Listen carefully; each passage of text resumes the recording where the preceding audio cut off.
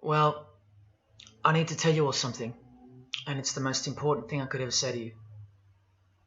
In a little while, you'll know for certain that I'm putting my very life on the line and the safety of my family by sharing this with you.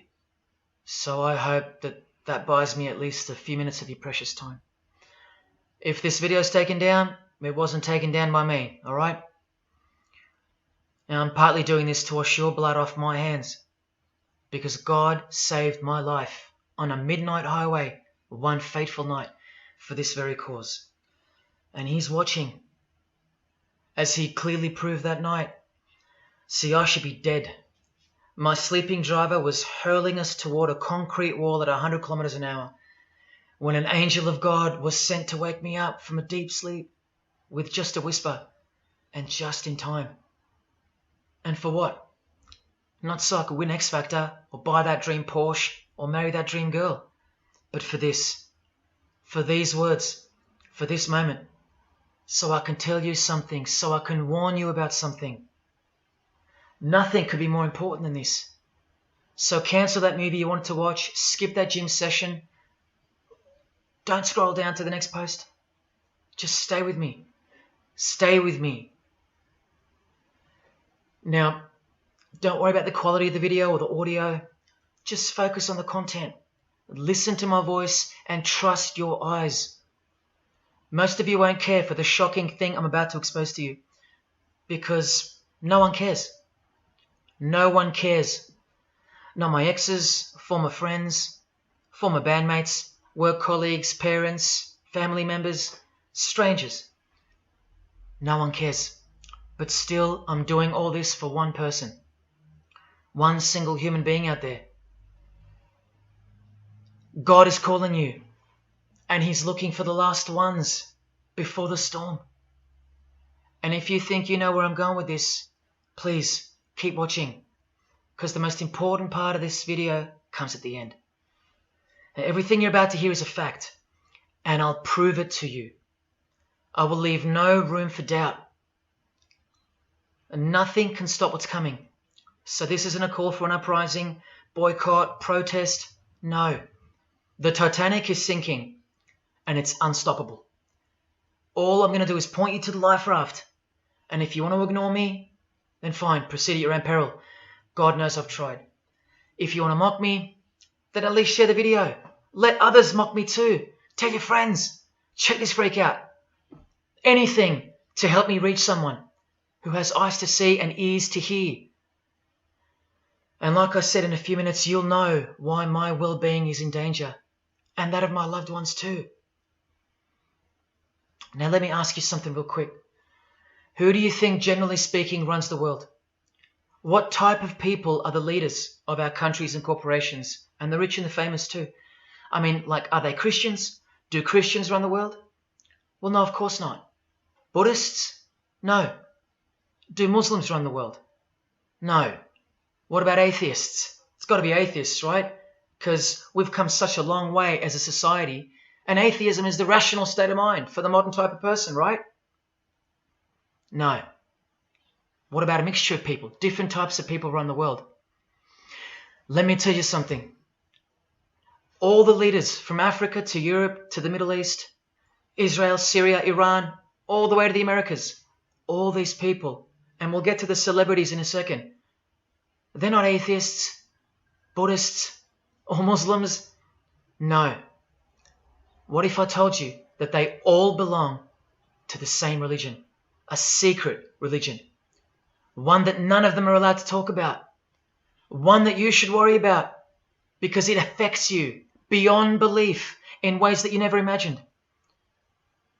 Before I tell you what this worldwide secret religion thinks of you and plans to do to you, let me tell you what this religion is. And how do I know about this religion? Because I used to belong to it. And today I'm renouncing it publicly, breaking my oath of silence, which they imposed upon me and every single other member during ceremonies under the penalty of death. That's why my life is in danger. Every person you're about to see has taken the same oath as I did, over and over, no matter where on earth they're from, including Scott Morrison, your Prime Minister and mine. But see, I was plucked from it, saved from its camouflaged clamps, from its extravagant deception and its spiritual corpse, by none other than God Almighty. No one else is going to tell you this. Not your favorite singer or politician, who more than likely also belong to this hidden religion. Nowhere will they speak because they love it. They love their lives. They love their success, the money, the worship they receive. And then there are those who have left but have never broken their oath out of fear. Trust me, you don't know who you're messing with here. The few that have spoken out, well, they lost everything. Or either their reputations and livelihoods are threatened or destroyed, or they're framed for a crime and end up in jail, or they're murdered and made to look like an accident or suicide. Now, just for the record, the God that saved me, which God was that? Jesus Christ, of course, the one and only. And he's the only one they hate, along with his disciples. So I'm invincible until he's done with me. That's why I don't fear him. Now, please don't let the name of Jesus scare you off just yet, because if you're an atheist, you're especially going to want to hear this. Christians and atheists are the most pathetic bunch in the eyes of this ancient religion, the one that rules them all. And I'm only going to show you the tip of the iceberg. And just like an iceberg, the full body of this secret religion continues down past the line of sight, beneath the ocean. It widens in mass and scope until it continues further into the depths, into ever-increasing darkness and invisibility, until it reaches its foundations, which is firmly established in thick blackness, completely unimaginable and not perceived at all to those who only ever get to see its tip peeking out of the ocean top, including most of its members. At least 75%, 80%. And unless you're a member of this religion and this secret society, as they call it, you won't be granted access to the world stage or of a position of influence. It's become a prerequisite for success now that they've gained pretty much full control and their members are in every place of prominence and power. So brace yourself for the truth that has been hiding in plain sight every day of your life, and for the mind-blowing, out-of-this-world climax to this video. Now look at this. There's a few different ways they display their allegiance. They don't do it often, and some don't do it at all. But most of them can't help themselves, because when they do it in public, it's a hidden statement, and that statement gives them a lot of satisfaction. The celebrities usually cover one eye, or hide it in some way, and obscure it, or emphasize it like this. Or they close one eye, or peek through it, through this hand gesture, all to highlight one single eye. It's called the all-seeing eye. Other times they'll just display a drawn eye somewhere, or a tattoo of it. The other method they use is what's commonly known as the hidden hand. Here, for example, River Phoenix is doing both, the hidden hand and the all-seeing eye, so you can see the direct connection between the two. But in the political world, usually it's done with the hidden hand, and of course, this. That's a secret handshake for the members of this secret one-eyed religion. We'll start with Scott Morrison here, hidden in plain sight as usual, for everyone to not see as usual. Look at the handshake. I was taught this very handshake, or grip as they call it, during my time in this great school of deception. Here's a picture of a normal handshake, and here's the secret handshake. Normal, secret. Now here's Scott Morrison with Daniel Andrews. Normal handshake, secret handshake. All of them are sworn to secrecy under the penalty of death. And remember, I'll prove it to you very soon. Here's former Prime Minister John Howard giving the secret handshake, and Kevin Rudd bowing down to to this bloke in front of Julia Gillard, all of whom are members of the religion. And Tony Abbott, you'll see in a second, and he's Julia again. Now, I once heard Julia being asked in a brief interview on TV while she was the Prime Minister. The interviewer asked her, "What religion are you?" My ears pricked up as I was eating breakfast and I froze to hear the answer. And she actually said, with a sinister smirk, "I'm a member of a secret society. Next question, please." And what happened? Nothing. No one cared. No one cared that the person who represents them just confessed that she's a member of a secret society, when the Australian society is at large the only society that should matter. And why is it a secret in the first place? I'll show you. Very soon you'll know their beliefs, and you'll know their master plan, and you'll know why they take such extreme precautions with such hideous oaths of silence under the unbelievable penalties, including death, to stay hidden from the public. So what's the name of this religion? Well, I'll tell you right now. But keep in mind, the magic word you're about to hear only hides the true religion inside of itself. That's how it's secretly flourished to spread like a cancer around the world. It's a religion within a fraternity. The name of the international fraternity, the one that camouflages, conceals, and cloaks the secret religion inside it, is this: Freemasonry. This is their official symbol, the square and compass. Sometimes with a G in the middle, and sometimes with the eye, the all-seeing eye. This is the same eye that these people are referring to. That's where it comes from. The eye is sometimes placed in a triangle, and that's where this comes from, the eye in the triangle. Here's Criss Angel doing it, standing also next to a mate with a square and compass shirt on. Not a coincidence. This is not something Jay-Z invented. This is the religion Jay-Z belongs to, and proudly, as you're about to see. The Freemasons also placed the eye at the top of a pyramid, because the Egyptian pyramid is integral to their secret system. Here it is on Criss Angel's shirt and Madonna's jacket. That's a Masonic symbol. The Freemasons are sometimes called the Masons for short. It'll all come together and make sense really soon.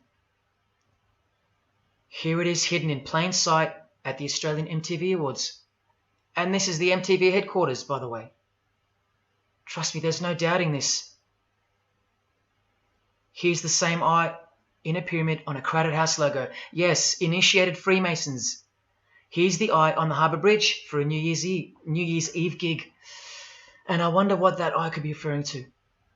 So what's the connection? The religion is the connection, the secret religion. And you'll see. Prepare yourself for an incredible revelation and the amazing climax that comes at the end of this video. Now this is where the Freemasons are counting on you to lose interest, or roll your eyes and move on. Because in their beliefs, the uninitiated, meaning you, are ignorant and stupid compared to them. You're technically called the vulgar and the profane. Please prove them wrong. Prove them wrong. And stay with me just a little longer. Now the secret identity of this one eye lies in the heart of this religion that lives, breathes, feeds and grows deep inside of Freemasonry. And Freemasonry camouflages it very successfully. So it goes undetected and undisturbed until it ultimately fulfills a thing called the Great Work. That's what they call it. And they will succeed very shortly. Nothing can stop it now. And I think some of you can sense that something's coming. And who do we trust more than anyone in the world right now? This bloke. And there he is, giving the sign of the hidden hand in front of the whole world. The hidden hand sign is technically called the sign of the Master of the Second Veil in Freemasonry. Veil, get it? Meaning hidden. Now, am I saying that this thing that's happening in the world isn't real? No, I'm saying this. Spoken like a true Freemason. And you remember this guy? A safe place and a dangerous place. We must treat this new world order, this new world of COVID, we must treat this new world of COVID even in our own homes. So what is this New World Order that he accidentally mentioned? It's common language in Freemasonry, and it has been for a long time. For at least this long. Since the US $1 bill.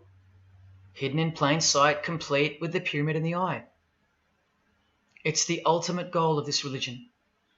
And I'll show you what the great work is, at any cost.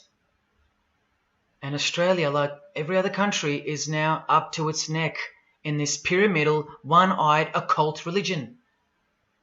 You think there's nothing hidden on our own money? What about this shadow of a bloke? Who's he hiding in the background? Well, these numbers right here will tell you. And I'll show you that too. Did you know there's a giant pyramid in Australia? You want to see it? Sitting right at the centre of Australian power? Look closely, because you'll miss it. Because that's the way they designed it. There it is. Hang on. Do you see it yet? And what about now? That is the frame of an Egyptian pyramid, which we can now firmly call a Masonic pyramid, complete with a missing capstone. And if you're still in doubt that you're looking at a pyramid, there you go. A perfect to-scale pyramid hiding out of sight inside the giant frame that surrounds it. This is going to be so unbelievable to you that you probably won't believe it. Or if you're that far gone, if you really have lost touch with your own soul, you won't care. And you'll miss the opportunity to have your own eyes open first to the worst news and then to the best news you could ever wish for on this godforsaken planet in which you're destined to lose everything you have and everything you love until eventually you lose yourself. We have to establish what this religion that's hiding inside of Freemasonry actually is, and we will. And it's shocking, but it's reality. The symbol of the Freemasons itself is not what it seems. It's a squaring compass on the surface, but it conceals something that'll become obvious when I show you. But before we uncloak Freemasonry to see its true nature, its ugly face and its shameful nakedness, because I gave you my word that I'm going to prove it to you. This is the oath they have to take. This is the oath that I took. And your favorite actors and singers, just about all your heroes, just about, even some of your relatives, who probably have no idea what Freemasonry is or was, and why they took such gruesome oaths. So for those who are going to say, my grandfather was a Freemason and he was a great bloke, or don't the Freemasons run that retirement home? Just wait.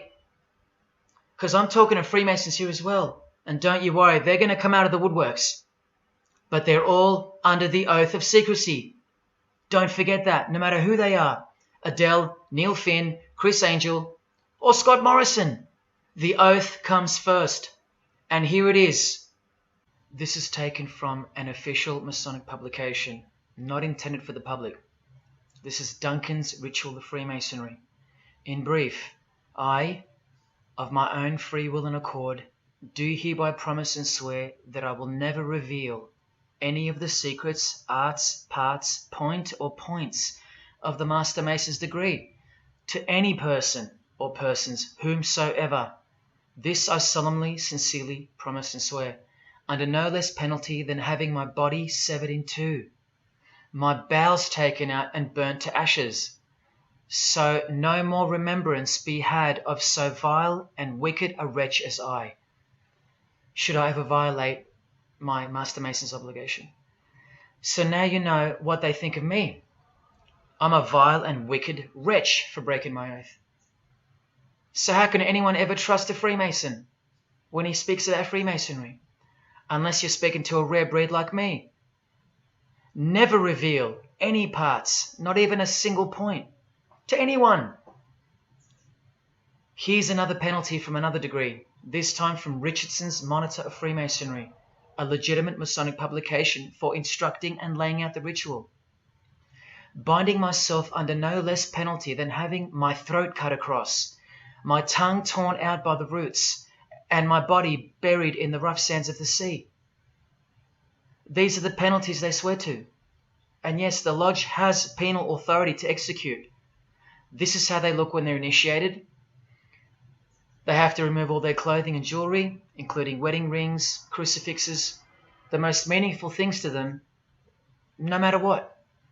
They have to go, because complete allegiance to the society is required. You're blindfolded at every initiation because you symbolize someone who lives in utter darkness before you receive the light of Freemasonry. And that light will become so obvious to you in a bit. The secret that is being unveiled by incremental degrees to the candidates in the lodge is staring us in the face in daily life. And that truth is pretty scary if all you know and all you have is this world. But they know much more than that. At one point, when the blindfold comes off, this is what you're surrounded by. Blokes dressed like this, holding swords to your face. And that's nothing compared to what comes later. So your own wife or daughter don't qualify for discussion in these matters, unless they too are initiated to the same level as you. So please don't tell me that your grandfather or your neighbour is a Freemason and that there's nothing wrong with Freemasonry. How would you know when they're under oath never to reveal anything to anyone? The whole successful system is constructed by the art of lying to the public and to their own members of lower degrees. And we trust these people? Now here are the illustrations for the signs and handshakes. And you only receive them after the oath has been taken. This is the sign you do upon entering and exiting the ritual room while facing the Grand Master. It stands for throat slit, and it goes like this. A continual reminder of where you are and what awaits you if you have a change of heart or rebellious spirit. And here you have the illustrations of the secret handshakes. Look familiar? And this is the sign of the Master of the Second Veil. See? Purely Masonic. You don't pick this stuff up off the street. Now this is how it's generally executed in the public arena.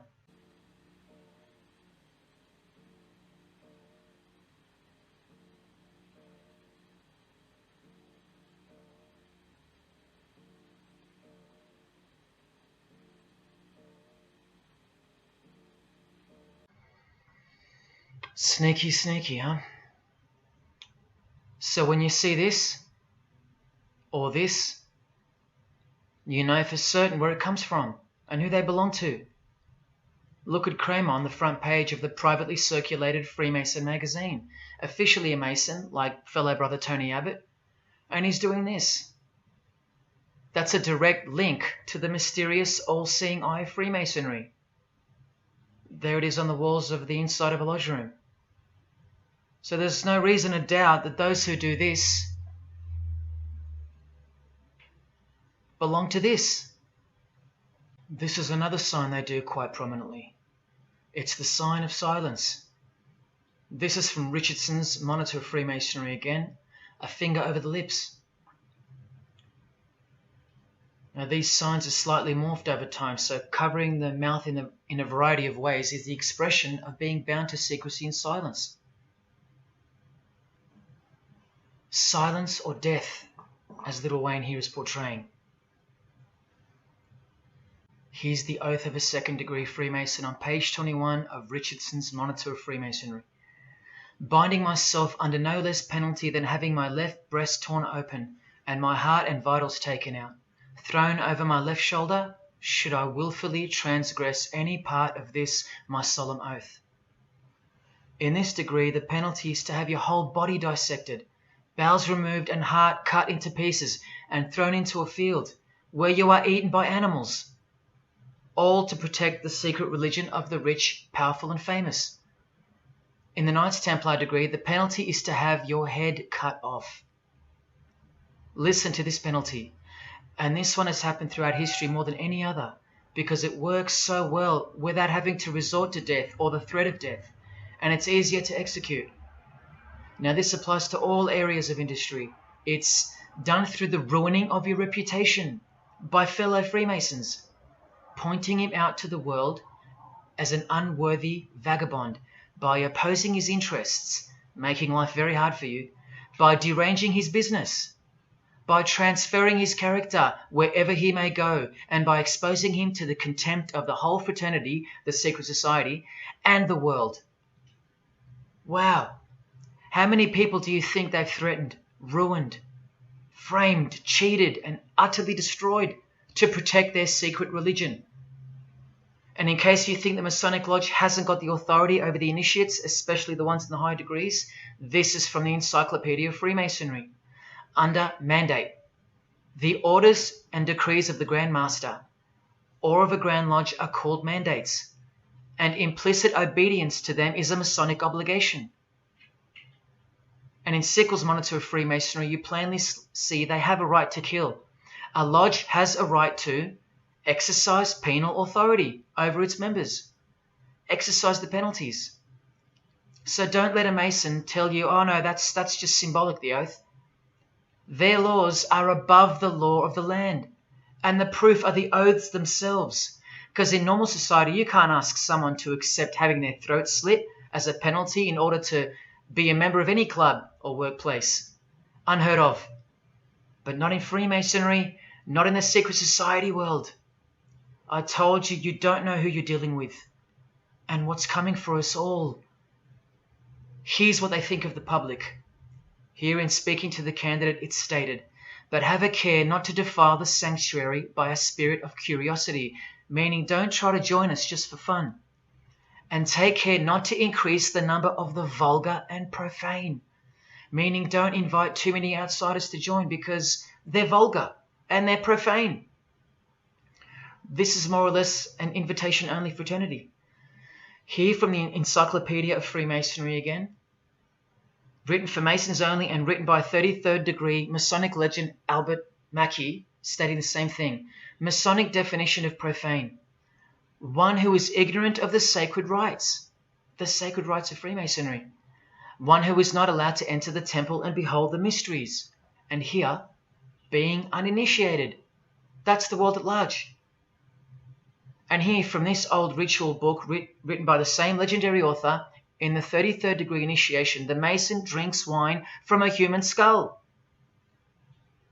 which has been the cause for a few to leave Masonry, because they wonder, whose skull is this? In the 30th degree, part of the ritual involves stabbing skulls. Illustrated right here. The process of submitting the member further and further involves things like this. See, the candidate who's seeking admission into the next degree to receive more light has to be humiliated and intimidated. This guy here has his foot on the candidate's head. This is what our celebrities and politicians and the most prominent members of our society have done and continue to do. No one is exempt from this. And this is the intimidating and frightening path that you must take that binds you to the secret society before you are revealed the true beliefs of the religion. So can you see the risks I'm taking? You have to stay till the end. Don't let me down. Don't let yourself down or your fellow man. Believe me, it'll be worth it. Now here's one of the 3 greatest Freemasons of all time, who actually helped construct the 33 degrees or rituals of modern Freemasonry, Albert Pike. A hideous man with a deeply complicated mind, and one who will soon help you to see who they really are. This is how important he is to Freemasonry. He's buried here, in the House of the Temple, a Washington Masonic Lodge, just around the corner from the White House. He was called the Grand Commander Sovereign Pontiff of Universal Freemasonry, a giant of this secret society, the only Confederate general who has his own statue. And who were the Confederates? The dudes that fought for slavery, not against it, defeated by Abraham Lincoln, who was surrounded by these Freemasons, and who was assassinated by this one, John Wilkes Booth, doing the same sign of the master of the second veil. A Freemason assassinated Abraham Lincoln. Undisputable when you have the eyes to see. Now, Albert Pike writes in his colossal work, which some refer to as the Bible of Freemasonry, called Morals and Dogma, and on page 113 he says, "What can there be in common between the vile multitudes and the sublime wisdom?" That's what Freemasons possess, sublime wisdom. That's what their secret is. It's sublime. The secret I'll reveal to you. Now, just quickly, here's Freemason Kanye West. Here he's giving the Masonic grip to his brother Mason Jay-Z. Look at the lapel he's wearing in this picture. It's the same double-headed eagle as on the front cover of the so-called Bible of Freemasonry, Morals and Dogma, written by the Grand Commander Sovereign Pontiff of the religion that Kanye and Jay-Z have been sworn into and thus granted access to international success. His Christian conversion isn't what it seems, and you'll soon see what job he has to do. Now look at what else Freemasonry thinks of the uninitiated, from the words of the Grand Commander himself. The truth must be kept secret, and the masses need a teaching proportioned to their imperfect reason. I hope you're listening, because we're about to get going here. These truths were covered from the common people, as with a veil. There's that veil again. And the mysteries were carried into every country. Freemasonry was secretly imported from the East into the whole world to weave its web in the darkness, to increase and advance its agenda. The sages, meaning the enlightened ones, always had an esoteric creed, unknown to the vulgar. And here he says, to the end that the vulgar herd, seeing, might not see anything, and hearing, might comprehend nothing. Are they right? Am I wasting my time, laying it all down for nothing? Because they know you so well? Your favorite celebrity and politician's secret religion is beyond the reach of the vulgar. Vulgar is what you are to them. He won't tell you. She won't tell you. And they won't tell you.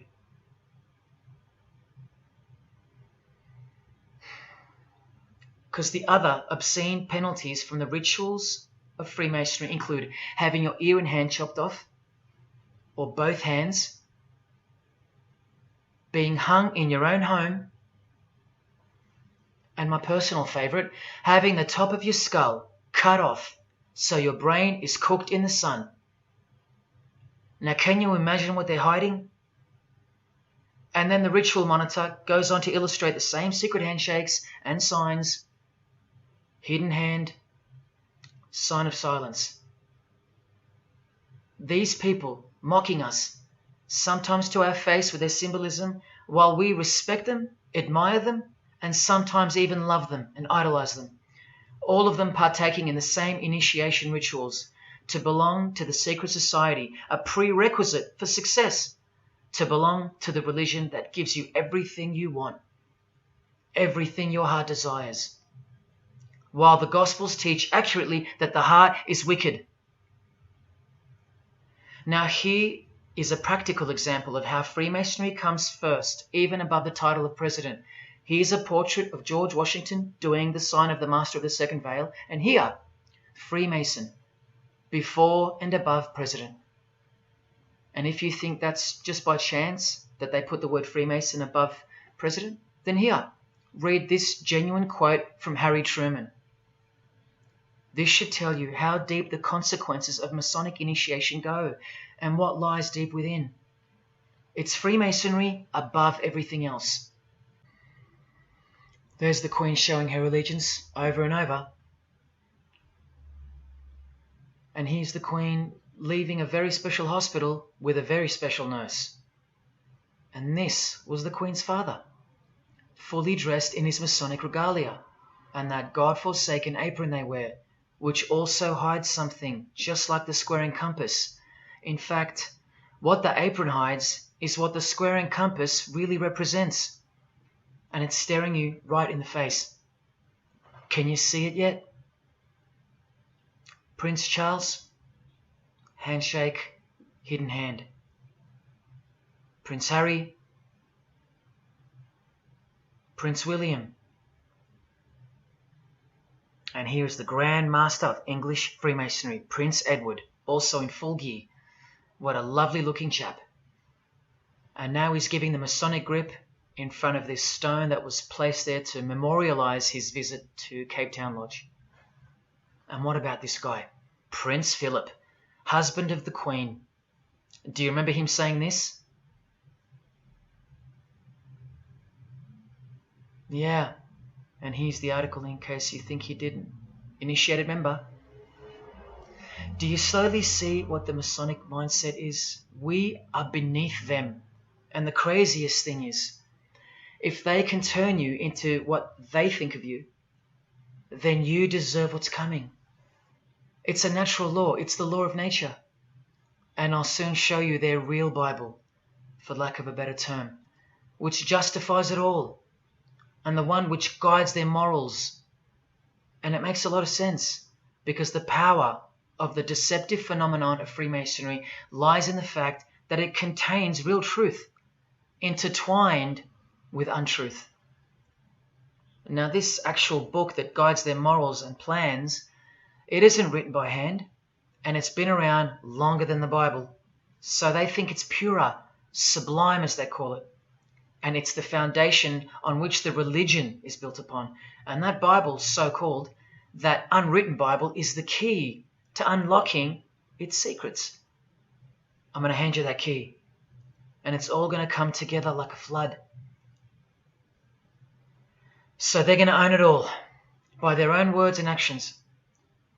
And they're going to introduce us to a new system of life, but only after a number of shocking events take place, which I'm so close to telling you about.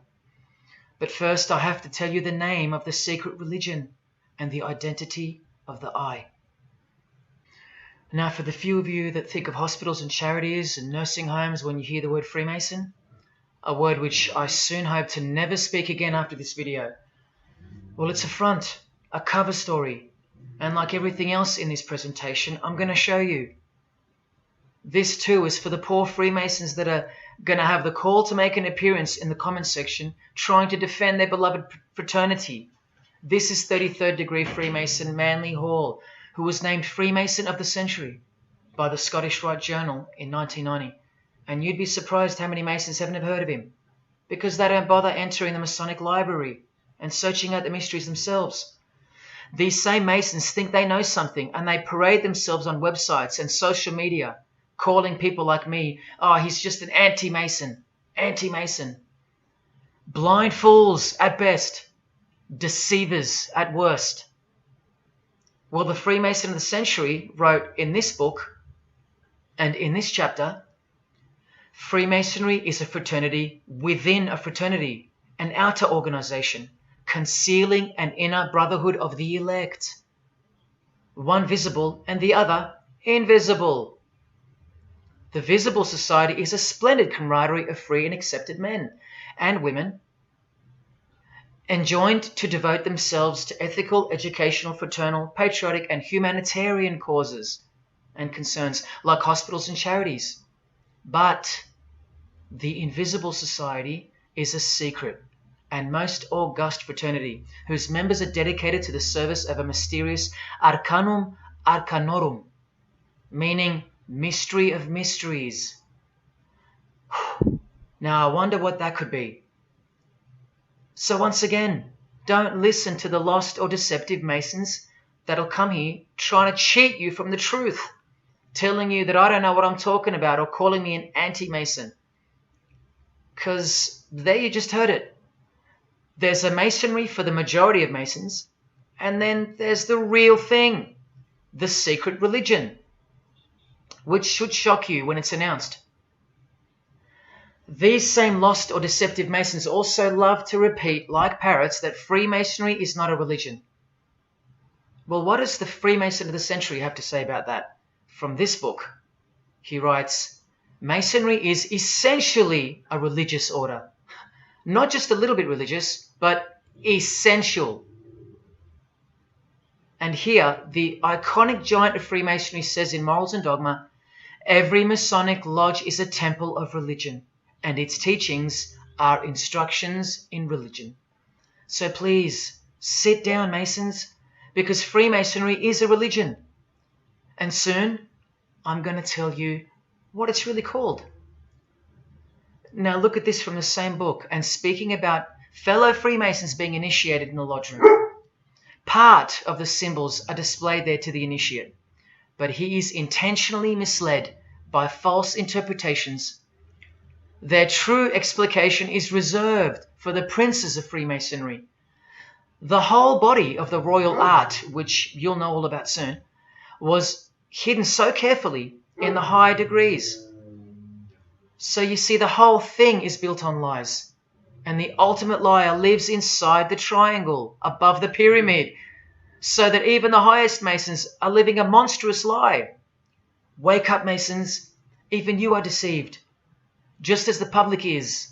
Unless, of course, you're hungry enough to want to acquire all the power and climb up that pyramid closer to the eye that sees all. In that case, close your mouth, go back to your lodge, and good luck to you. Or, of course, grow some kahunas and be honest. But then you can't, right? Because you'd be breaking your oath. Sad. Oh, it's good to be free, under the wing of the true master. Stick around if you're interested, and you'll get to see some wonder. When I pull that cloak called Freemasonry right off, and those that are still here watching will get to see the true colours of the nakedness and the horror of the Masonic Lodge, and the religion that rules them all. Another thing that Masons will repeatedly say is that this has nothing to do with Freemasonry, and it's just a conspiracy theory. Well, the 33rd degree Freemason of the century also wrote this book about 100 years ago, The Secret Destiny of America. And look at the front cover. And I'll tell you why America is so important for the ultimate goal of the secret society. It's disturbing, but it's also essential in understanding the near future and what's going to take place. So for the Freemasons that still say that this is not a Masonic design, especially this Masonic website called Masonic Info, insisting here that even the eye in the triangle or pyramid is not Masonic. Completely laughable and pure disinformation for the stupid masses. Try arguing against this. This is from a 1960 copy of the New Age magazine, an official organ of the Supreme Council of 33rd Degrees. No higher authority in the United States to speak of the relationship between Freemasonry and the US $1 bill. Masonic symbolism in a $1 bill. Look at them all. 13 leaves, 13 bars, 13 feathers, so on and so forth, and of course, this, the Masonic all-seeing eye, located in the pyramid. So, you think this is a conspiracy theory, or just a plain conspiracy? Well, here's JFK, yes, a Freemason, but one who had enough when he wanted to print money disassociated from the Masonic central banks, just like Abraham Lincoln, and he paid the price for it as well. Listen to the speech we never hear about in school, more proof that they control the education system here and everywhere. Please, just have a quick listen to this. Ladies and gentlemen, the very word secrecy is repugnant in a free and open society, and we are, as a people, inherently and historically opposed to secret societies, to secret oaths, and to secret proceedings. For we are opposed around the world by a monolithic and ruthless conspiracy that relies primarily on covert means. I am asking your help in the tremendous task of informing and alerting the American people.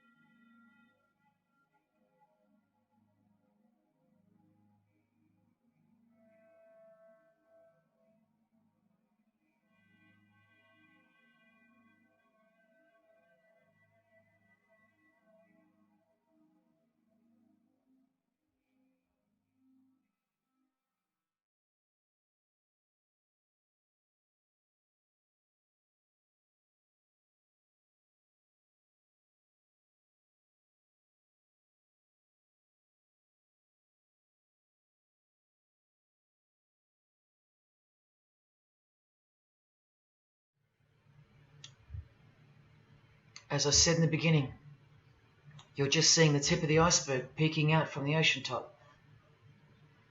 I told you, all personalities in the field of great influence are initiated members of Freemasonry. Otherwise, they wouldn't be there. Within 60 seconds of me telling you what international Freemasonry really is, I'll prove it to you. Unequivocally, within 60 seconds. And then I'm going to drive it home, and then I'm going to show you what they're planning with this new age they're implementing, and then the conclusion, which is by far the most important part of this presentation. So when you hear me tell you the truth in just a moment, don't switch off in disbelief because you can't believe that your favorite idol or whoever could possibly be involved, like you know them or something. You don't know these people. You do know that they're under oath never to reveal their beliefs to you. The vile multitude. It's time to trust your eyes now, not your feelings, especially after all that I've shown you. This is why the secret religion is so hidden. This is why it's so ingeniously designed through layers of lies upon lies, cloak upon cloak, and oath upon oath, concealing the truth for its chosen few. What is Freemasonry? What is the most secret yet most powerful religion in the world? Well, that's easy. We live in an evil, evil world. So there's only one religion that befits it. Freemasonry is Satanism in disguise. Now start the clock. From Morals and Dogma, prepared for the Supreme Council for 33rd degree. That's the highest degree in Freemasonry, and written by the undisputed heavyweight champion of modern Freemasonry, Albert Pike. On page 321, he boldly states, Lucifer, the light bearer. Strange and mysterious name to give to the spirit of darkness. Lucifer, son of the morning. Is it he who bears the light? Doubt it not. Did you hear that? Lucifer is God, and do not doubt it. Come on now, stay with me. Here from the Encyclopedia of Freemasonry, written by 33rd degree Freemason, a beloved member of the craft, Albert Mackey. He tells us whose name represents the good principle in Freemasonry's secret worldview. Writing under the Masonic meaning of the word pentagram, he says that the pentagram, depending on its position, represents good or evil. See how he puts the positive aspect in the first position? Good first, evil second. Good or evil, light or darkness, victory or death, initiation or profanation, Lucifer or Vesper. Lucifer is good. Lucifer is light. Lucifer is victory. And Lucifer is true initiation. See, if you're not initiated, you're profane. If you haven't figured out that God is Lucifer, you're vulgar and profane. You're stupid, in their own words. That's the beginning of their big secret. God is the devil, and we're already in hell right now.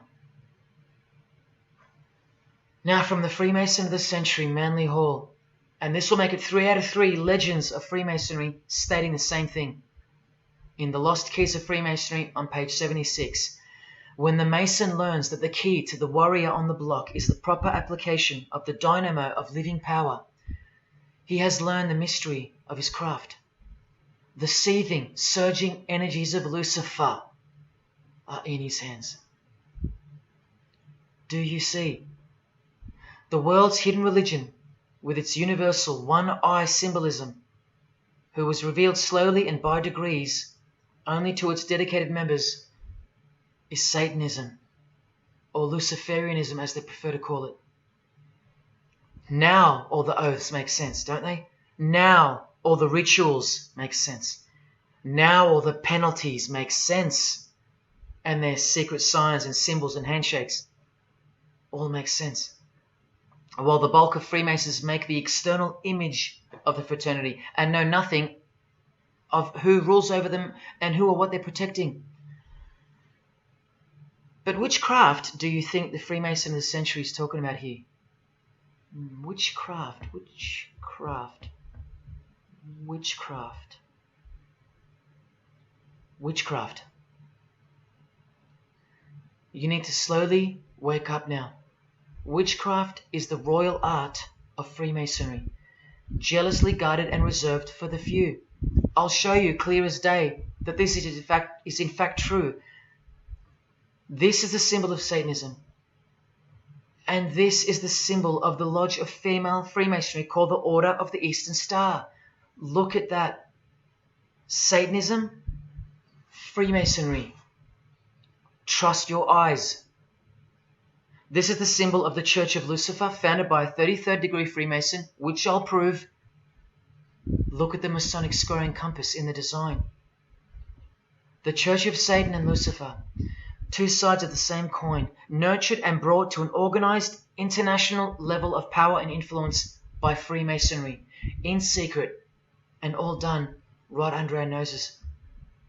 And if you think that your politicians or religious leaders or favorite idols can't be a part of this, you have to try and snap out of it, or suspend your everyday beliefs just for a moment, and I will clearly show you how it's not only possible, but it's actual.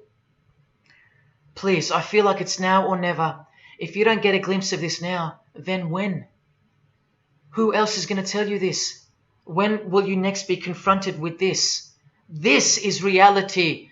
And as much as you thought that ordinary people came into positions of power through hard work or concern for society or family connections, combined with brains and talent, that's not the case. That's the fantasy. This is the reality. They all go through Freemasonry. You think that Sam Worthington was so talented that he was picked over all those American actors to star in Avatar? Of course not. He was a Freemason. And so was the director, James Cameron, of the highest caliber. You have to remember that to them, Lucifer is good. Lucifer is the liberator. Jesus is the suppressor. Lucifer is pure love. Jesus is impure love. Lucifer left heaven for you. Jesus was crucified because he was a false Messiah. The world has always been deceptive, and we have been magnificently deceived. Here is an incredible example. Pay attention. This should blow your mind. Charles Darwin, the father of atheism and rationalism, was an initiated Freemason, doing the hidden hand of Freemasonry in this picture, and the vow of silence in this one. This would have remained unknown to us because no one's going to teach us this. But now we have the tools to see his beliefs, not through his words, but through his signs and symbols. I told you they can't help but to show off their religions, because they think we're stupid, vile, and ignorant. And I've proven that to you as well. So once again, are you going to prove them right by switching off and ignoring this? Well, unfortunately, more than 90% of you will. What I'm giving you here is priceless knowledge, because no amount of money or success can substitute its importance. And I'm risking everything but my own salvation to share it with you. If only for the few of you. Think about what you've just seen here with Charles Darwin, because I don't know if you got it. You cannot be accepted as a candidate of Freemasonry unless you believe in a supreme being, as exemplified here with Phil Collins, speculated by some to be an atheist, but this seems impossible because, being a Freemason, he has to believe in a higher power, or more accurately, supreme being, and I can personally vouch for that. And look here in the Masonic Oath itself. The candidate says, "I will not aid or be present at the initiation of an atheist, a madman, or a fool." Freemasonry believes that to be an atheist is to be the equivalent of a madman. And they're right. Yet while they propagate atheism around the world, in universities and schools, Charles Darwin himself was a believer in an intelligent designer, a supreme being. He had to be, because he's a Freemason. And that intelligent designer that gave birth to us is named Lucifer in the highest degrees of Freemasonry. See? Never tell. He lied to you, because that's what Freemasons do. The whole thing is a giant lie that was carefully constructed by mutilating the truth, because mutilated truths make the most successful lies. This is the secret to their success, a lying tongue and a lying spirit from the 1st degree to the 33rd degree, to each other and to us. I've proven that as well. And what did Jesus, how did he describe their God? The father of lies. How accurate. The one who comes to cheat, kill and destroy. How accurate again when I tell you their plans. Look here, Charles Darwin is noted as an influential figure by the Satanic Temple. And proof for them, apart from the intelligent design that is all around us, that Lucifer is real and that he's the god of this realm, is the power of witchcraft or magic. Magic works because there's a hierarchy or a pyramidal power structure in the spirit realm, a realm devoid of any love for you. And these spirits can be conjured up and summoned by the practitioners of the royal art of Freemasonry. They ask for something in return, however. Listen to Bob Dylan, a Freemason. Hidden hand, one-eye symbolism. Out here doing these songs, you know, you're still on tour. I do, but I don't take it for granted. Why do you still do it? Why are you still out here? Well, it goes back to the destiny thing. You know, I made a bargain with it, you know, a long time ago, and I'm holding up my hand. What was your bargain? To get where I am now. Should I ask who you made the bargain with? with the chief commander. On this earth? And in this earth, and then in the world we can't see. How does one communicate with Bob Dylan's chief commander, Lucifer? By the jealously guarded royal art of Freemasonry, witchcraft. This is from the Encyclopedia of American Religions. Secrecy is bolstered by a system of initiations and degrees, the Freemasonic system. The material which is kept secret is the magical knowledge of the group. This knowledge may consist of rituals and powerful magical formulas. Do you think J.K. Rowling isn't a Luciferian? In this article, J.K. Rowling reveals the inspiration behind the Deathly Hallows symbol. And what is it? The Masonic squaring compass, with the one eye that all the celebrities mimic. That's the inspiration. They're all members of the secret society. If you think that doesn't prove anything, here she is with her new tattoo. It says Solve Coagula. Also a song title by fellow Freemason Marilyn Manson. And where does it come from? Here, the Baphomet. The image of Lucifer as conceptualized by another Freemason, Eliphas Levi, in his book, The Doctrine of Transcendental Magic. This horrid thing, with breasts, a penis, and a goat's head with 2 horns, has these words written on its arms, Solve Coagula. The impact of the meaning of these 2 words should disturb you to soberness when I tell you about them. Because apart from other things, they involve the process in which the new system will be implemented at unbelievable cost to you and I. Here's a statue of the Baphomet at the temple, Satanic Temple, complete with 2 little kids admiring it. That's J.K. Rowling's religion, Satanism. The secret religion for the highly evolved and the highly successful. Welcome to the real world. The same Masonic author writes in The Doctrine of Transcendental Magic, in the ceremonies practiced at reception by all secret societies, there are found indications of a doctrine which is everywhere carefully concealed, and that is witchcraft. And in his History of Magic, he tells us it is the royal art. And that's what Freemasonry calls it. And where did he get his inspiration for the Baphomet? From the Knights Templar, another secret society who were banned, and some of its members were executed in the 1300s for glorifying evil, as it's openly stated here in the Satanic Rituals. And where do modern day Knights Templars reside now? Within high degree of Freemasonry, right here. Again from the encyclopedia, and listen to this. The continuing impact of speculative Freemasonry, which means modern day Freemasonry, provided fertile soil in which new magical orders could grow. Magical orders, meaning other branches of secret societies, of which Freemasonry is the umbrella. Because Freemasonry is the king of secret societies. Just like JFK tried to tell us, it's the prestigious channel that one must go through. And it is the reason that the oldest religion in the world has made a colossal comeback and is now on the brink of success. Which, as I said, nothing can stop now. And again from the encyclopedia, the groups wear ritual garb and meet in magical lodges. And where do Masons meet? In the Masonic Lodge. Like here with a magical pentagram on their checkered floorboard. Are you believing your eyes? Or are you making excuses? Here's another statue of the Baphomet at a satanic temple doing the sign of the horned god Lucifer. The hand sign mimicking the horns on his head. And of course the upside down cross. And here's Barack Obama doing the same sign. And the sign of silence with a twist. Who do you think he's mocking here? You and I. But mainly Christians. Because Christianity is the one force that has stood between you and the inconceivable horror that is awaiting us and is on its way.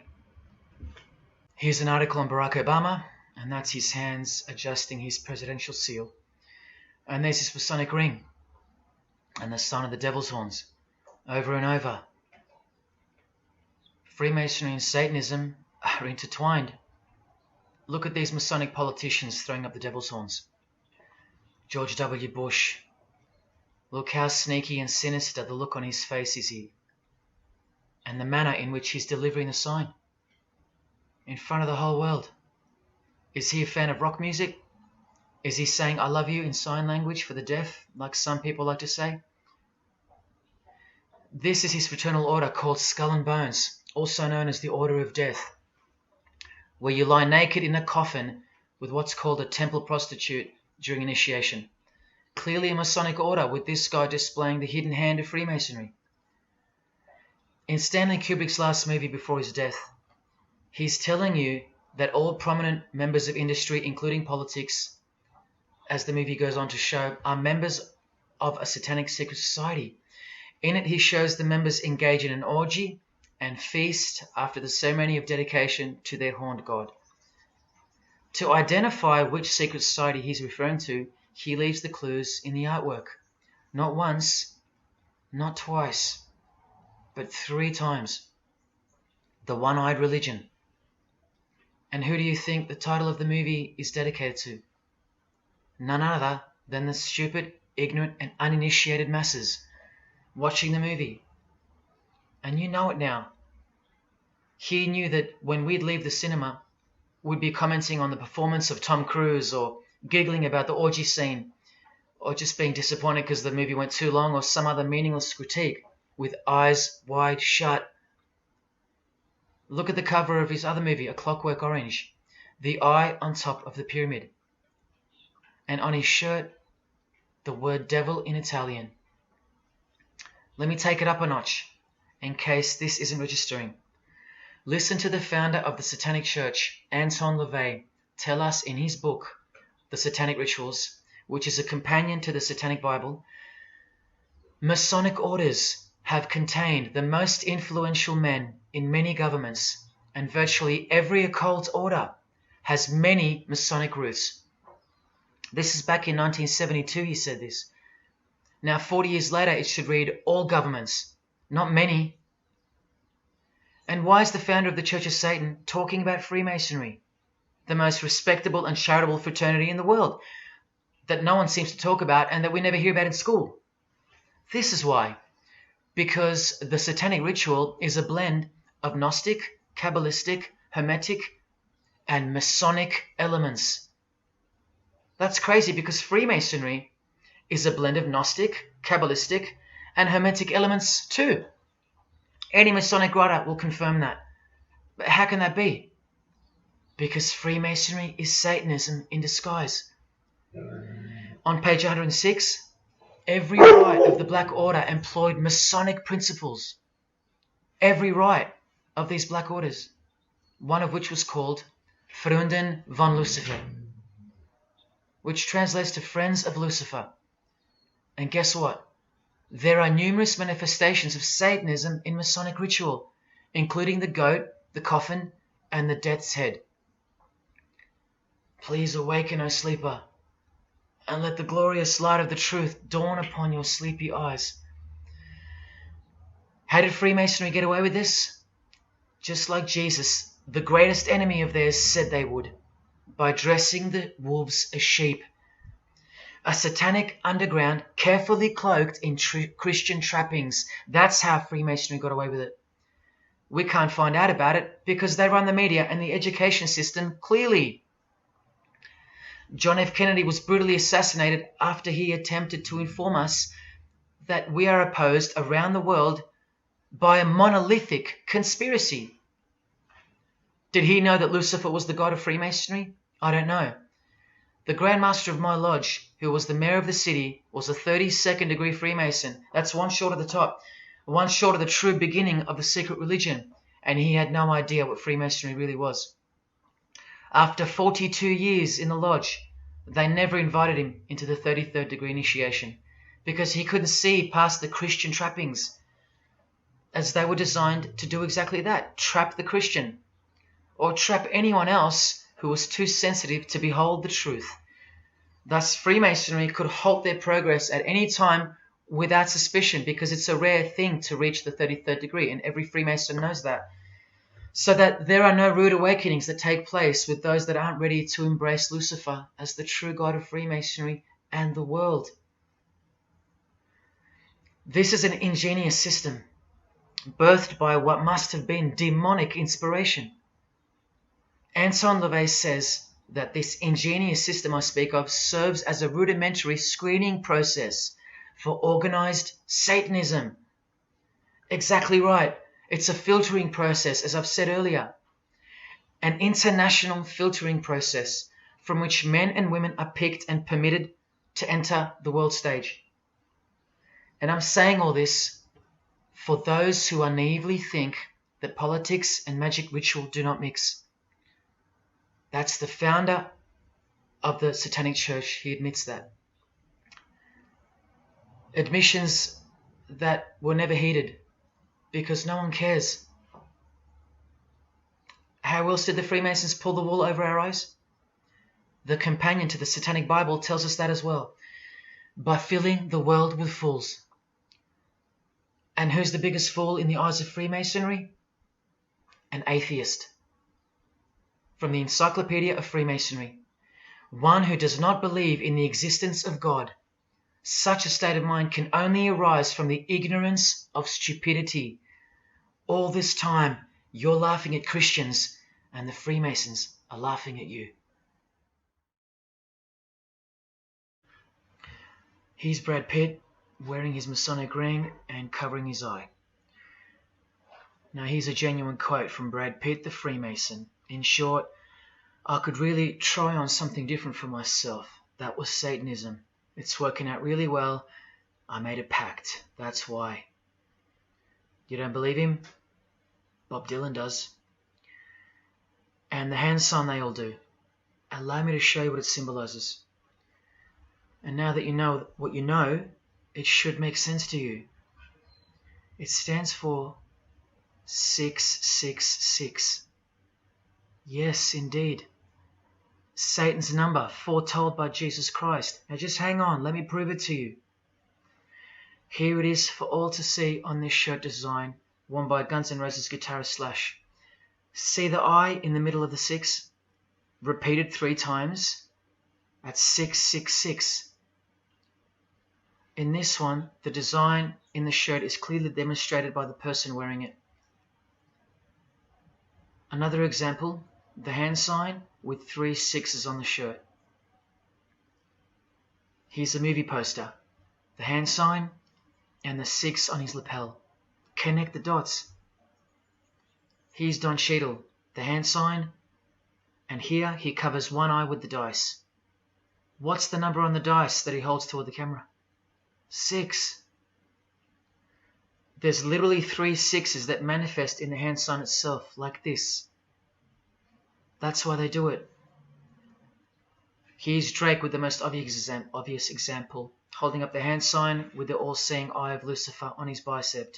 And here, blatantly connecting the 6 to the hand sign on the artwork to one of his songs. The hand sign over one eye, obviously signifying a 6. This is proof. The number is mystical and it's grounded in reality, and it's related to sex rituals within witchcraft. You'll see, I'll show you. But if that's not enough, there. Drake is clearly intending that hand sign to be a way of communicating the number 666. A hater of Christianity and Jesus Christ. But I wonder why. He has everything he desires. Christians aren't suppressing him. He doesn't hate Buddha or Muhammad. None of them do. No. Jesus is who they hate. But they protect Freemasonry by communicating its presence in their lives, not by word, but by symbols and signs. Disciples of Lucifer. While you don't believe it, they take it very seriously, and they mock you by displaying it in your face. They know the truth. The chief commander, the one at the top of the pyramid, is Satan, the god of this world, just like Jesus told you who he is. Britney Spears doing the 666 over the eye, and look at this. The devil's horns while she wears the seal of the US $1 bill, designed by Freemasons. You know why now. You just have to stop denying it. Freemasonry is Satanism in disguise. This is how they tell you. Let's go to Britney's close friend, whom she tongue-kissed in front of the world, sexualized as these people are, and for all the girls out there to be inspired and corrupted by. Madonna, wearing the same Masonic design as Britney. 666 hand sign, the one eye symbolism, and the vow of silence. The vow of silence with her fellow practitioner of witchcraft. The Masonic eye in the triangle behind her, and now the upside down cross of Christ on her outfit. A member of the secret society who hates Jesus with a passion, as you can see here with Lucifer, the god of Freemasonry, giving her oral sex. Deep despisers of Christianity. Are you wondering why yet? The sign of the devil's horns here, meaningfully placed and done with precise intent, like with all of them. And here teaching her poor children to follow in her footsteps. Truly only God knows how many young people she's perverted in her career, all orchestrated by Freemasonry. Here's the founder of the Church of Satan again, Anton LaVey, showing the horn sign. The horned god of the witches, as illustrated by Una Woodruff in her book Witches. And here, with a member of the Agora sect of Hinduism partaking in a ritual of the oldest religion of the world. She's drinking blood here from what? A human skull. Sound familiar? That's right. That's what all the high-level Freemasons do, except they use wine, until they themselves are invited into the secret religion. It's ritualistically done to gain magical abilities, not a myth. And look at her hand sign. It's also known as the El Diablo. Do you still think this hand sign is a joke, or it's misunderstood or misrepresented by people like me? Look at the cover of Anton's other book called Satan Speaks. Look at the eye. He has one eye emphasized. Can you see? What about the image of Lucifer in the Satanic Temple? Look at the right eye. It's darkened. You ready for this? From the Bible. And this passage is thousands of years old. Woe to the worthless shepherd. His right arm shall be completely withered, and his right eye shall be utterly darkened. Where do you think this hatred for Jesus comes from? Do you think it's because we've outgrown it? Or because it speaks the truth? Who do you think this worthless shepherd with one eye darkened is? And who said, I am the good shepherd? Who said that? Jesus Christ is the good shepherd, not the worthless shepherd with one eye. You think this is all just a coincidence? Just hang tight a little longer and you will see some wonder. Here's Anton LaVey with Freemason Marilyn Manson, and here's Marilyn covering his eye. In case you forgot that this is the eye of Freemasonry, the international religion they all belong to.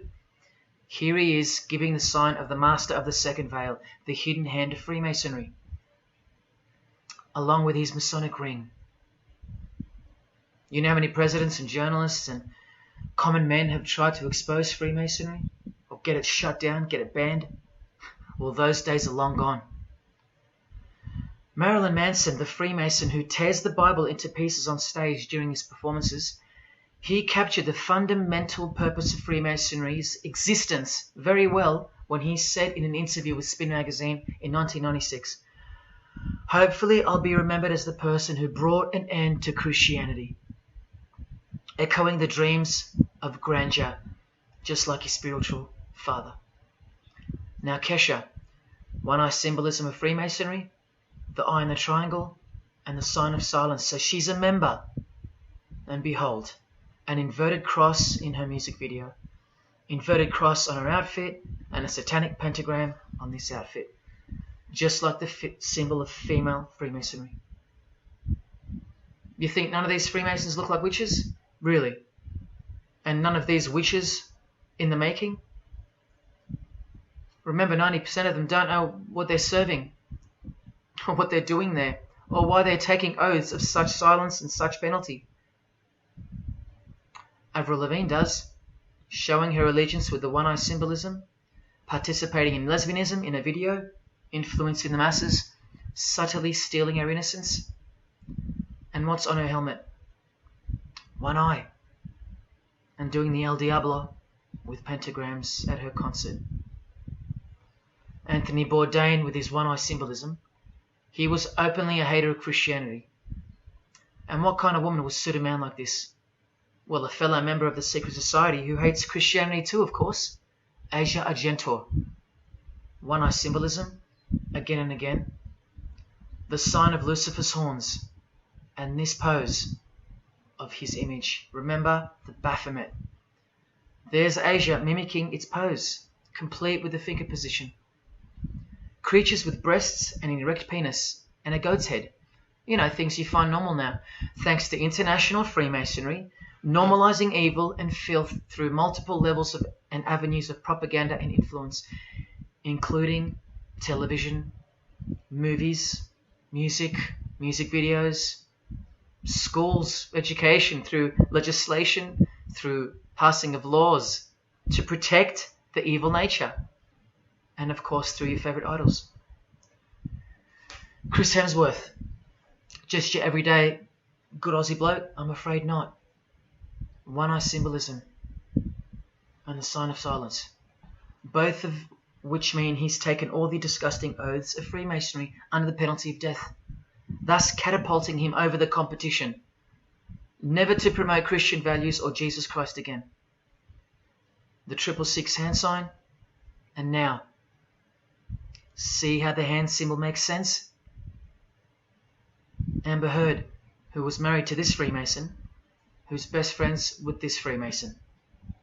I told you they only date, marry and associate with their secret society. Here with the 666 over one eye, and this tweet. I think it's a tweet, I don't know. Look at the one eye closed, darkened if you will, and identifying its meaning with the devil's hand symbol. Of course, she camouflages the whole thing with her misdirecting words for the dumb masses. But we can see through that now, right? But look, it's Elon Musk replying. He's a fan of Amber Heard. Or is there more to it? Good sign, he says. The sign of the devil's horns. The fertility god. The sex god. That's what he's referring to. Why on earth would he point that out? You know why. But to be sure, let's go to his wife or girlfriend, Grimes. One eye. And whose eye is it? You know that too now. The god of this world, who hates Jesus Christ just like she does. 2 inverted crosses of Christ and the pentagram. And what about Elon's mother? Of course, all members of the secret society. Most of us who never even knew it existed. Blink-182, initiated member with some of his secret brothers from the lodge. Vow of silence. Sign of the devil. Cyndi Lauper, all-seeing eye. Vow of silence. the sign of the god of this world. Christian Bale, who thanked Satan at an award show, doing the sign of the master of the second veil, the hidden hand of Freemasonry. Ashley Tisdale, all-seeing eye, social media post, and hanging out with her boyfriend, who proudly wears the Satanic Cross. You think they belong to the same religion? Of course they do. Bonnie Wright, one eye, and the Satanic Horns. John Cleese, I include him here because he's a well-known hater and mocker of Jesus Christ and Christianity. He got rich off it, and he's a proud Freemason, showing his allegiance. Motley Crue, Nikki Sixx, Tommy Lee, Vince Neil holding a cross upside down, and their album cover.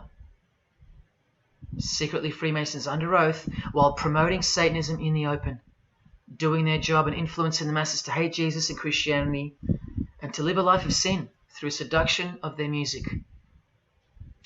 Secret Society member Jimi Hendrix hiding one eye and telling you about the secret powers of music. Nirvana, Kurt, bass player Chris, Dave Grohl, Dave and Jack Black making the sign of the pentagram, a geometric tool used in the magical curriculum, and Dave wearing his upside down cross. Hard to listen to all those beautiful songs he's written now. Courtney Love and her daughter glorifying the symbol of Satan, and Nirvana discovering something on a road trip while covering some numbers up. Proud Satanists, all secret Freemasons. Here's Quentin Tarantino. Now that we know what we know, can you see through this picture to reach its true meaning? The all-seeing eye, whose identity is revealed by the hand gesture, which is 666, with the vow of silence and throwing up the devil's horns, which I hope you can finally see means something. Share. Can this get any more obvious now?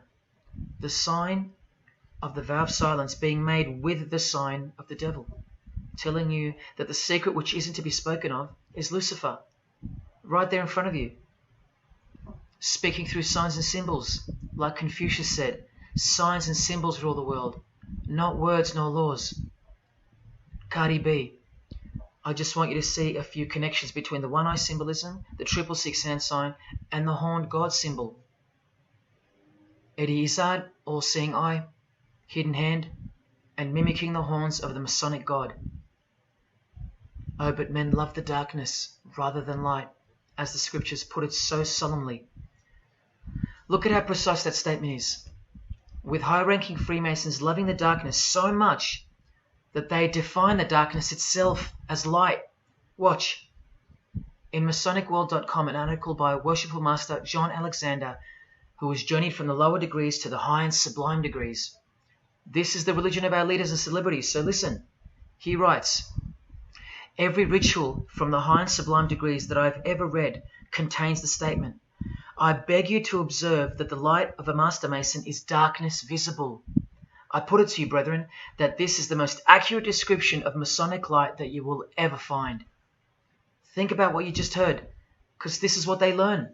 Masonic light is darkness.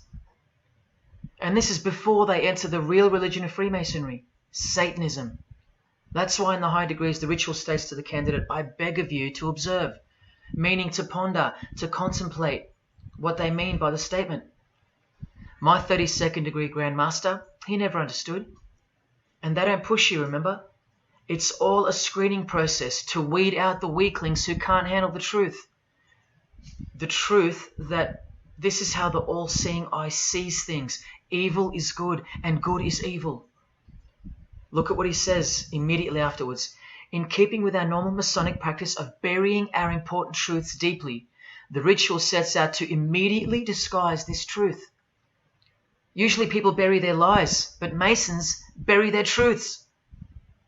Because their truth is that God is the devil and that we are in hell. So everything has to be flipped on its head in order for things to make sense in this place, where lust creates life, where might is right, where compassion is weakness, and of course, in order to succeed. Look here, with another Freemason of the highest degree, Helena Blavatsky. She writes in her book, The Secret Doctrine. Doctrine means belief. So the book is called The Secret Belief. The Secret Belief of Freemasonry. She says, the sons of God, of whom Satan was one, all those spiritual beings were called angels of darkness, because that darkness is absolute light. Do you see how far they go to protect and glorify the darkness? Because men love darkness rather than light. If these were just randoms next door or some minor cult, I wouldn't be telling you about them, and I really wouldn't care this much. But these are not randoms. These are our heroes. These are those who have crept into the power structure very slowly since 1717, when the first Masonic Grand Lodge was organized, to overthrow Christianity and the world. These are those who we admire, trust.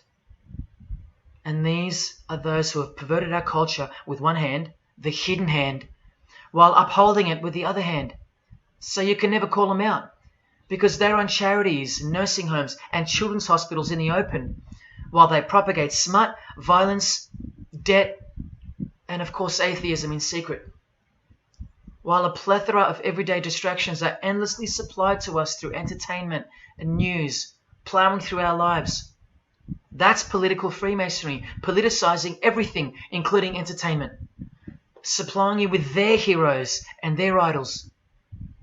And now that 95% of the world have been spiritually disarmed by thinking, oh, the world is a good place and Jesus is a myth, they've rigged our infrastructure and they're about to bring it down so they can build up their new world from the ashes. A completely new system of life on this planet is coming. I promise you that. In a book called Satan's Master Plan, LaVey affirms his commitment to destroy Christianity. Now check out Anton LaVey, once again in perfect parallel with Freemasonry, stating in the Satanic Bible, waiting at the darkness visible for that bright and morning star. Bright and morning star being a reference to Lucifer. The exact same expression as the Freemason and worshipful master John Alexander that we just heard describing Masonic light. Darkness visible. Identical language. Because Freemasonry is Satanism in disguise. This is what the initiated queen of Freemasonry, Helena Blavatsky, says of the bulk of Freemasons in her book. The knowledge of their members about the full signification of their symbols is nil. And that's of course true to the Freemasons listening. How do I know she's a Freemason? Because her diploma was reproduced on page 66 in Freemasonry Universal, Volume 5, Part 2, in the Autumn Equinox, 1929. And also because she's displaying the Masonic penalty sign, like all these Freemasons. Drew Barrymore, all-seeing eye, vow of silence. And see, the symbol of her secret God. Elijah Wood, one eye, hidden hand of Freemasonry, and the devil's horns. Sammy Davis Jr., the eye of the Freemasons is the all-seeing eye of Lucifer. Because here he is with Anton LaVey, the founder of the Church of Satan. So when you see him hanging with other celebrities like Bill Cosby, can you be sure that they belong to the same religion? Sure you can. I told you they don't hang out with the uninitiated. You think the Rat Pack weren't Freemasons? Well, here's their leader, Frank Sinatra, doing the hidden hand.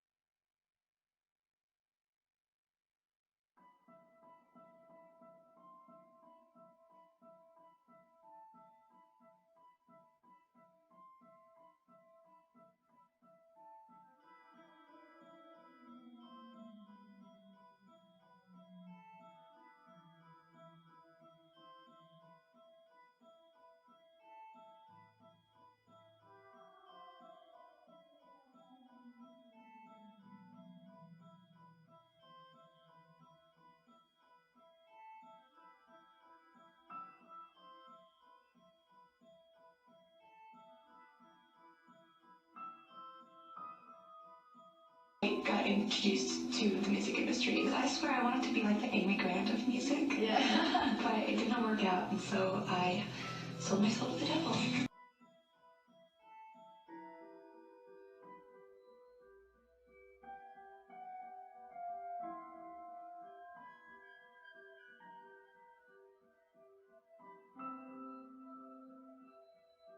On that, have you considered maybe doing more acting? I only had a few lines. It was fantastic, but I can't really tell you anything else. But it would. Sure you can. I know I can't. It's very secretive. It's a very secret society.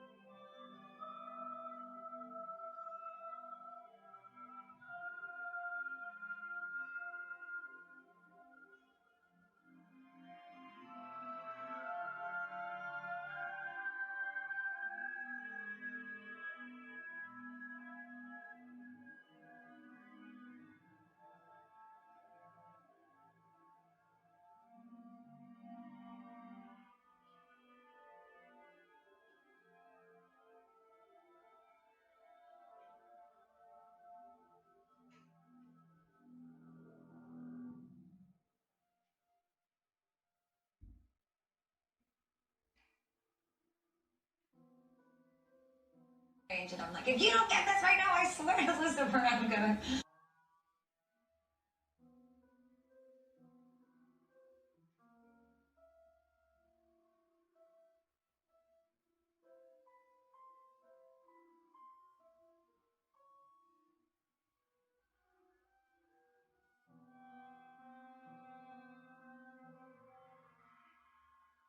poker facing with your sexuality. When I was making love to my old boyfriend, I used to think about women sometimes. Oh, good Lord. I'm sure he was delighted when you told him. Oh, good Lord. I'm sure he was delighted.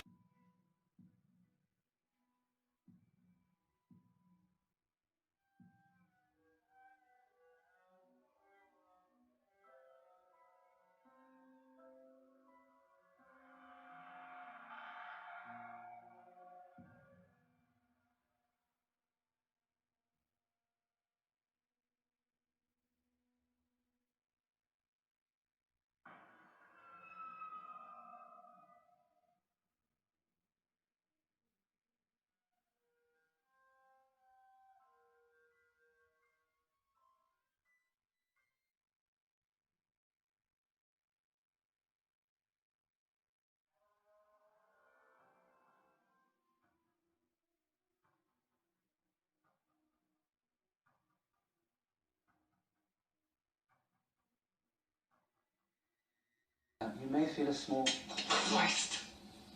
prick.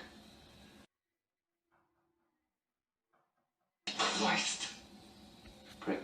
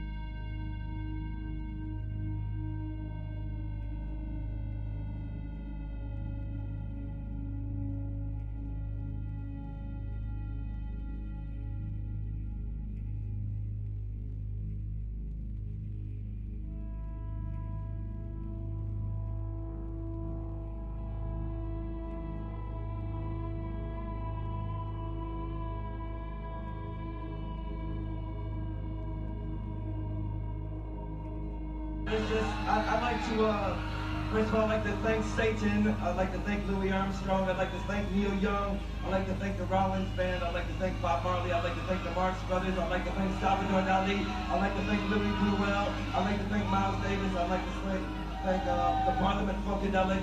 And I'd like to thank you, too.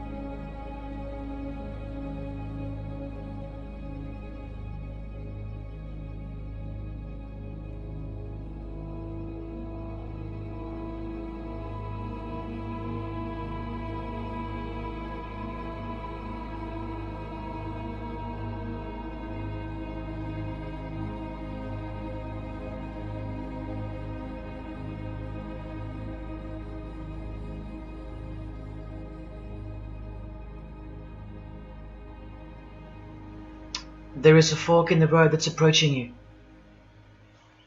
And you can stay on the path which curves to the left by denying the existence of Satanism in the fullness that you've been shown. Or you can surrender to the truth and take the right-hand path. Now, where that road could lead is the sweetest risk you'll ever take. Are you still pretending that this one-eye religion of Freemasonry isn't Luciferianism? See, this here is the biggest obstacle you'll ever face. The very thing that could lead you to the prize is the very thing that will keep you from it. The reality of international Satanism. In the shadow of Christianity, Satanism has always been there. With every church that sprung up, so did its invisible enemy, the Satanic Church, growing out of sight and out of mind from this to this. And Christianity has long been deprived of its power, as clearly demonstrable by the absolute lack of preaching against the institution of Freemasonry. Satanism's magic cloak, Satanism's magic trick, that's Freemasonry. And how they are laughing for now. So Freemasons are at the helm of the power structure of society, which means Satanism rules. And they're making their move for the new order of the ages. Are you that besotted by this evil world that you'll even deny the existence of secret societies? And what about the American president, John Kennedy? Was he just a nutjob like me? Warning us about an international secret society with an international secret plot. A Freemason trying to tell you and the world about Freemasonry. Shot through the head. I've shown you who they are. I've shown you how they successfully operate with degrees of initiations and horrific and illegal oaths of secrecy. And I've shown you why they are a secret society. I've proven it to you. And only now that I've done that, I can show you in this many minutes what the shocking new order that Freemasonry has so cautiously been guiding us toward actually looks like. And of course you won't believe that either. By now there's a 98.5% chance that you belong to the world. And in that case, the world can do, will do, and is doing whatever the hell it wants to with you. And when all you have is the world, you'll do anything to hold on to it. Christian or not, most of you will follow this world straight to the slaughterhouse in the name of peace, safety, and progress. Clinging to it, because all you love is inside it.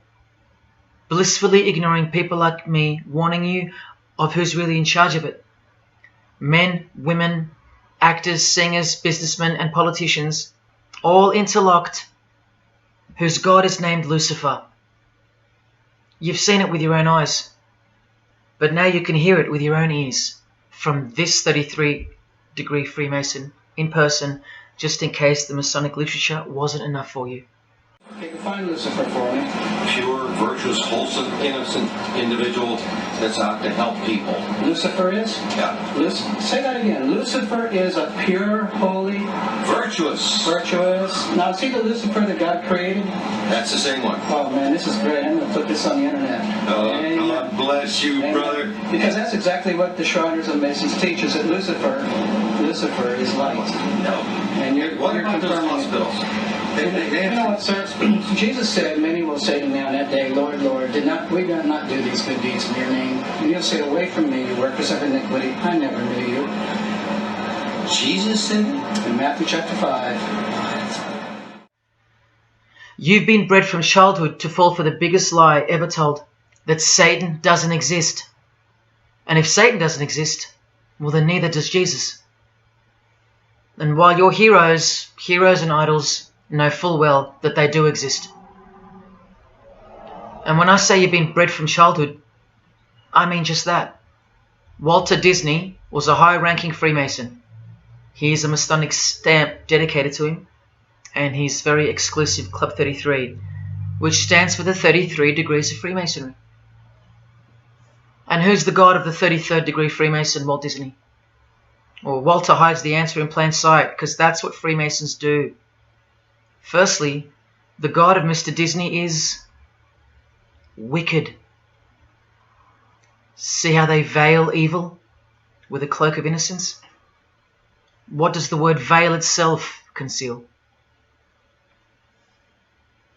Secondly, Walter's God is horny, symbolized by the horned god of the witches. And we all know Walt Disney loves magic, which is witchcraft. So the depictions of sex are hidden in plain sight as well. Remember, lust produces life, not love. So lust is purity, lust is love, for the high degree Freemason. And thirdly, he hides the number of his God's name in the open as well. No, that's not a 666 he's seeing interwoven in the design. That would be ridiculous, wouldn't it? Not even when they separate the sixes from the name, all three of them, and place them together for you like this, in plain sight. No, not even then will people see. Do you think things are any better 50 years later? Here's the Eye of Lucifer in the Nickelodeon channel, and his lightning flash. Remember what they actually believe about Satan. From Freemason Helena Blavatsky's book, The Secret Doctrine, meaning the secret belief. Who is Satan? He is the angel who was proud enough to believe himself God, brave enough to buy his independence at the price of eternal suffering and torture, beautiful enough to have adored himself in full divine light, strong enough to still reign in darkness amidst agony. Helena Blavatsky is suggested as recommended reading by the Encyclopedia of Freemasonry right here. And the Grand Pontiff of Universal Freemasonry, speaking of Lucifer, Satan and the Devil on page 407, writes that to the initiate, the devil is the instrument of liberty or free will. That's who Lucifer is to them, okay? To show you how little you know of who you're dealing with and the extent of this religion's influence and power, not to mention their plans, let me jump ahead for a minute. Watch this. This is Lucius Trust. The Lucius Trust is a non-for-profit service organization incorporated in the United States in 1922, and their objective from Lucius Trust website, dedicated to the establishment of a new and better way of life for everyone in the world based on the fulfillment of the divine plan for humanity. The divine plan. A new way of life. Like a new world system. Like a new order. Now you want to see who they work for? The Lucius Trust has consultative status with the Economic and Social Council of the United Nations. The United Nations, the UN. They consult the United Nations of the world. They advise the United Nations of the world. Now look at this. The Lucius Trust's publishing company was founded in the early 1920s as Lucifer Publishing Company. The Lucius Trust says that the name was probably chosen to honor Lucifer. What on earth does a modern day consultant to the most powerful and progressive force engaged in uniting all nations under one banner, the UN, have to do with the fallen angel of the Holy Bible?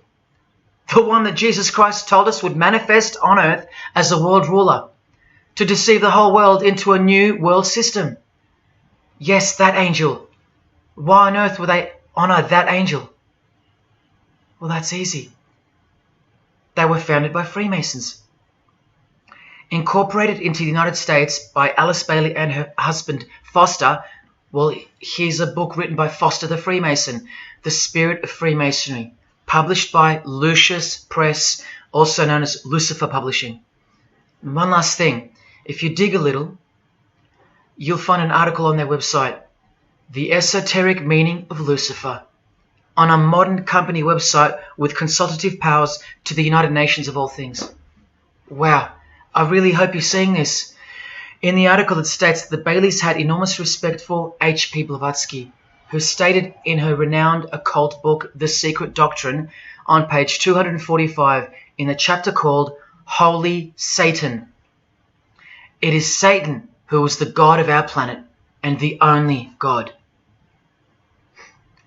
Then the article goes on to say that the Baileys sought to elicit a deeper understanding of the sacrifice made by Lucifer. Everything has been reversed. Evil is good, Jesus is the enemy, and Lucifer sacrificed himself for you, not Jesus Christ, the one who washed the feet of his disciples and the only one they fear. Modern progressive atheists do not influence world events, people. Satanists do. Remember the goal of the Lucis Trust? The fulfillment of the divine plan for humanity. Yeah, the divine plan exposed by Jesus Christ in the Gospels. Hence their war on the Bible and the abolition of it from the school system and even from modern Christian churches who dare not preach from the book of Revelation. Your most highly evolved and contemporary leaders of society secretly believe that in the theosophical perspective, the descent of these solar angels was not a fall into sin or disgrace, but rather an act of great sacrifice. They believe in the fallen angels and their revolt against God as revealed in the Bible, led by the devil, the chief commander of Freemason Bob Dylan, remember? These people make contact with these fallen angels, with the royal art of Freemasonry called witchcraft. Please stick around. Let me show you that. How many solar angels does the Bible say followed Lucifer out of this heavenly realm?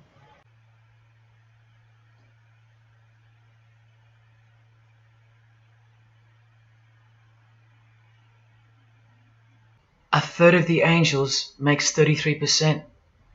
Does that number sound familiar yet? 33 degrees of Freemasonry. Just a coincidence? From the Gospels again, which expose these people every time. Do not let anyone who delights in false humility and the worship of angels, and who has access to some visionary world, beguile you, trick you of your reward. You still don't believe that the false humility of the charitable fraternity of the Freemasons is behind it all? Well, Blavatsky also published a magazine called Lucifer with a woman named Annie Besant. And here's a letter written by Annie herself with the official Masonic letterhead. And here Annie signs off as a 33rd degree Freemason. Printed also in the left-hand corner, Annie Besant, 33rd degree, and a member of the Supreme Council. Undeniable and undisputable. Please don't make me prove it to you over and over. Have you caught a glimpse of who you're dealing with yet? They're all Freemasons, high-ranking. And they're all buffeted by a plethora of Masonic dupes who don't know any of this because they can't decipher the symbols and they don't care to try.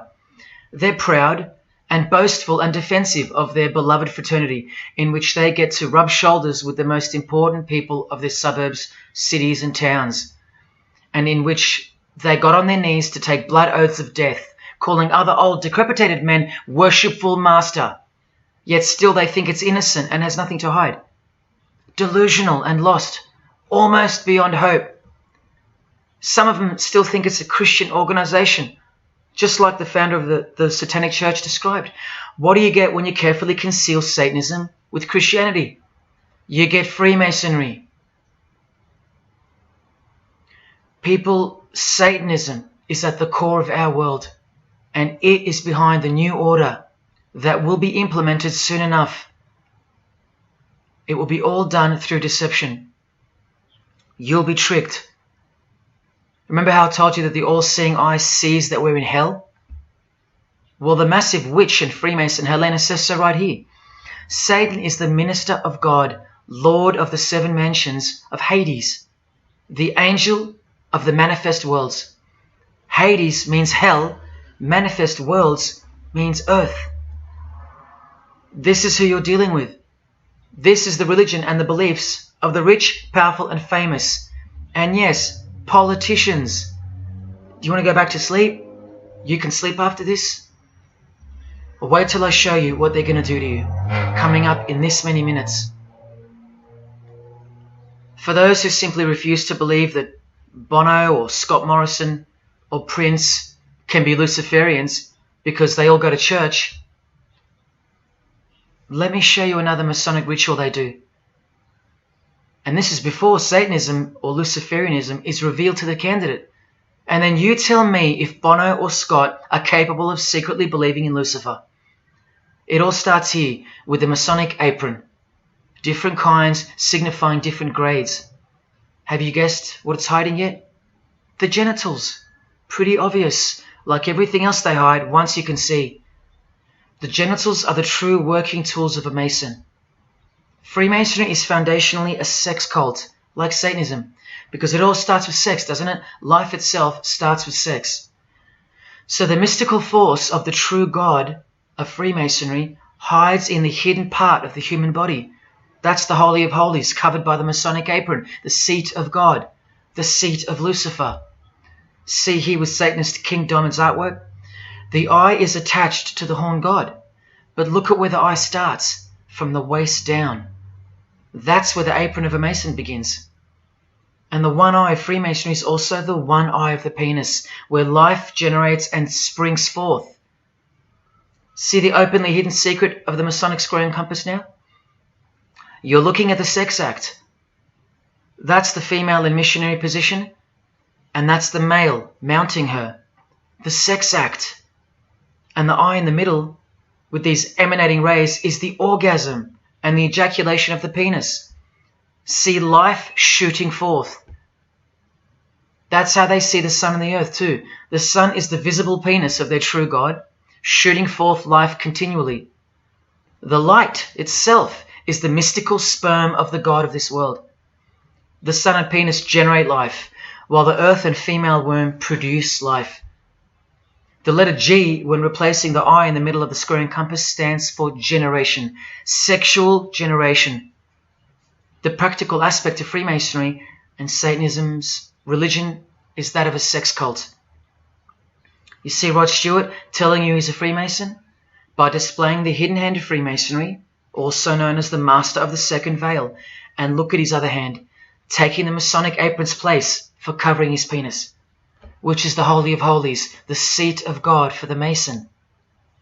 And from the Grand Pontiff of Freemasonry, Albert Pike, hence the significancy of the phallus, the penis, or of its inoffensive substitute, the obelisk. Straight from the horse's mouth, the erect penis graces us, or should I say disgraces us, with its presence in every country in the world, marking its territory. The Masonic obelisk in our face, everywhere, making its bold statement, yelling, screaming in silence. This is another reason why we're considered the ignorant and stupid masses. Another example of hidden in plain sight.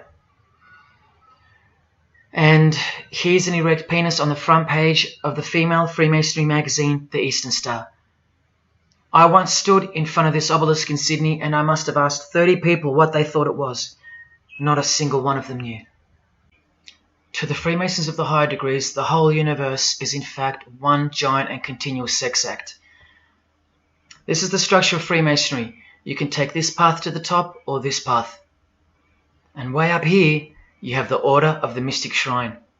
The Mystic Shrine is what's found behind the Masonic apron, because that's where life comes from. That's the Mystic Shrine. You have to be a 32nd degree Freemason to be asked to join the Order of the Mystic Shrine. And then, once you're inside, you can be invited to join this order, the Royal Order of Jesters. See, Freemasonry is like Russian dolls, and Satanism is at its center. Look at some of the pins and lapel designs for the Order of the Jesters. You can only join them unless you're at least a 32nd degree Freemason. Sex and debauchery. Erections. The adoration of the phallus. Masturbation. Devils. Demons. Fallen angels. This one here, mocking holiness, reference to the anus, and sodomy, anything to mock the Bible. This disgusting one has King Momus sitting on a female's face, and hidden in plain sight is the square and the compass, for those who have eyes to see. Bestiality, yes indeed. this bagpipe player has an erection and the sheep is running away scared. Self-explanatory. This character has an emphasized eye, if you can see that, and the skull has an emphasized eye also. The wink and the one eye of the Indian. And the secrecy, the symbols of secrecy. On the far right here, the monkey covers his groin area, symbolizing the Masonic apron, and the black and white dogs, well, they symbolize the checkered floorboard of the Masonic Lodge, which is sexualized male and female principles. The horned god, where evil and good don't exist. And in the first degree, Masons are given a Bible stamped with a square and compass, oblivious to the inherent mockery and the foundation of the whole fraternity, as alluded to here with a genuine Royal Order of Jesters private lapel. This is a certificate that a jester receives after his initiation, and you see here their patron is named King Momus, and he was a god, or a daemon, which is a variant of the word demon, who was expelled from heaven, as the legend goes. Sounds just like Lucifer, because it is. Did Freemasonry disassociate themselves from the tax-exempt branch of Freemasonry known as the Jesters? Well, no, they didn't. Because, I mean, this is rare footage of an event within the lodge. Now, I'm sorry about the quality of this, but this is a Masonic lodge. So for Masons that want to say that the Jesters are contrary to Masonry, well, look. Look at these dirty old men. Masters of the lodge, with sublime morals.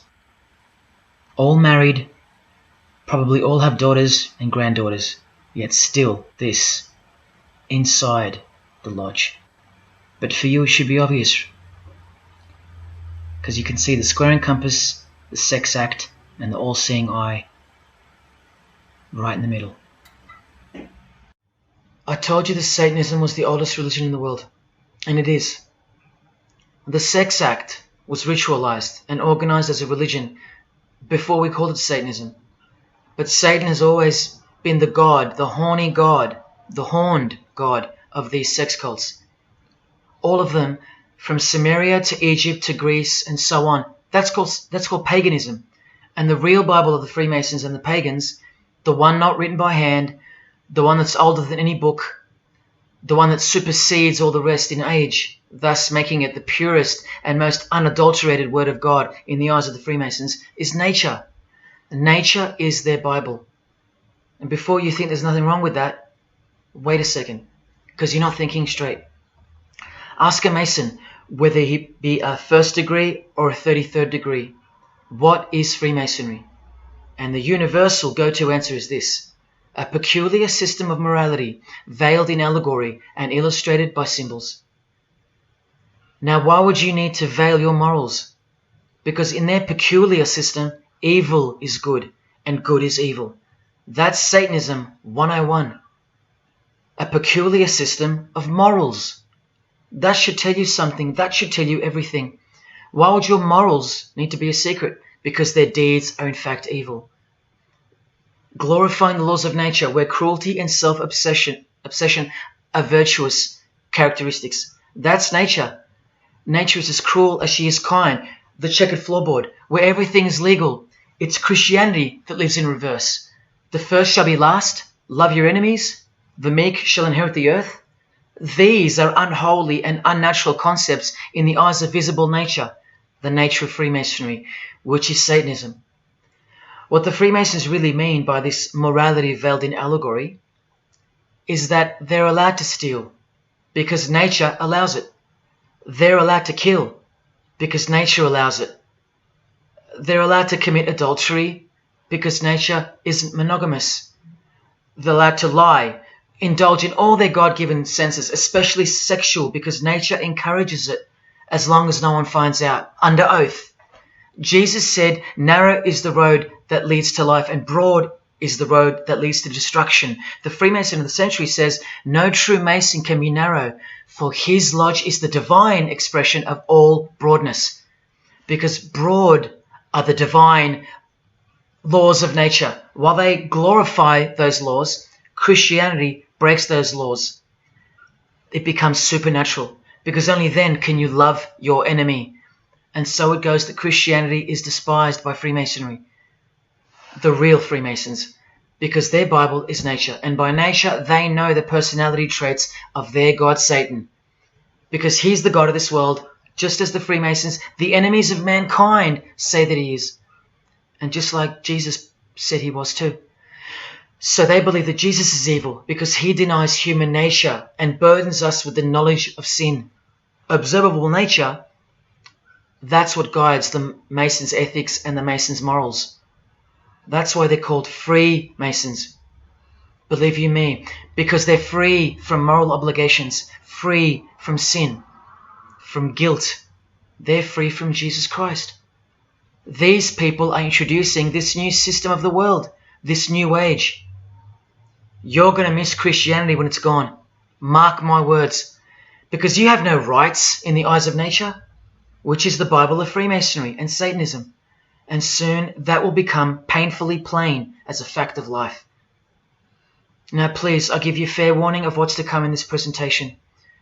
It's very disturbing, or at least it should be. But cause to celebrate follows the disgusting things you're about to see. This is precisely where my own life and well-being come into danger. So let me say this right now. If you hear of my sudden death, or of my possession of 0.5 kilogram of cocaine or child porn, or my overdose or my suicide, remember this video. And if something so unfortunate should happen to me, may it serve as a catapult to you and as a remembrance of the conclusion to this presentation, which is this many minutes away. Do I really think they're going to make me pay for this video, for breaking my oaths? Well, seeing as people are so far gone, lost in the illusion that secret societies have constructed around you and inside you, and seeing as they can simply pull this video down, close my account and whatnot, no, I don't think they'll come after me. But if they do, let me say this to the Grand Lodge that orders my demise right now. Jesus wins. So in saying all that, here we go. Is Scott Morrison a Satanist? I'll let you answer that. Here is a ritual that Scott and every Freemason from this guy to this girl have performed. There is one Masonic apron you'll never see being worn. This one. And when I bumped into it, I thought it was a fake. Until I found this in Richardson's Monitor of Freemasonry, official Masonic literature, written for Masons only. On this page, what is that head doing there? You'll find out in a sec. Let's read the description of the apron worn in this degree.